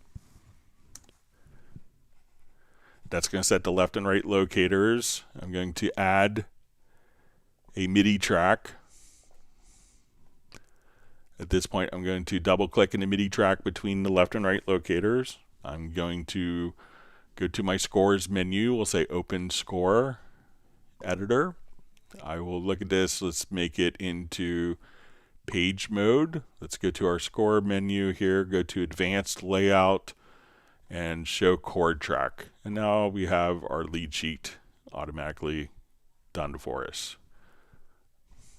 So once again, take the chord track, create an empty MIDI track, an empty MIDI event for the length. Open that in the score editor. You could switch it to page mode, go to Advanced Layout, Show Chord Track, and that will print out all the chords for you. And you could give that as a chart for other musicians.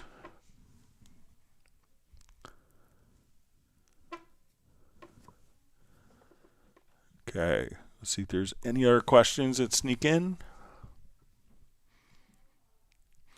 And once again, we'll be back if this is one of your first live streams. We'll be back on Friday starting at 1 p.m. U.S. Eastern Time. So I believe that's 7 p.m. Central European Time, 6 p.m. UK, 10 a.m. in California. All right, so see if there's other questions that sneak in. If not, we'll wrap up. I want to wish everyone a uneventful week. I wish everyone has a wonderful Valentine's Day tomorrow. And I want everyone to stay safe and healthy. And appreciate everyone spending some time this afternoon learning more about Steinberg products. And hope that you learned a few tips and tricks. And if you have, make sure that you hit like to the video and that you also have subscribed to the channel. And that allows us to continue offering this as a service to help you get the most out of your Steinberg products so you can realize your creativity. And we'll see if there's any other quick questions. And I want to thank everyone for being on the stream and just for all the wonderful questions. And I think it's a great format for people to learn tips and tricks from other people's questions as well. All right, doesn't seem like there's any more questions. So with that, we will go ahead and wrap up, and we'll see everyone back on Friday starting at 1 p.m. U.S. Eastern Time. Thank you. Everyone stay safe and healthy, and we'll see you on Friday. Goodbye.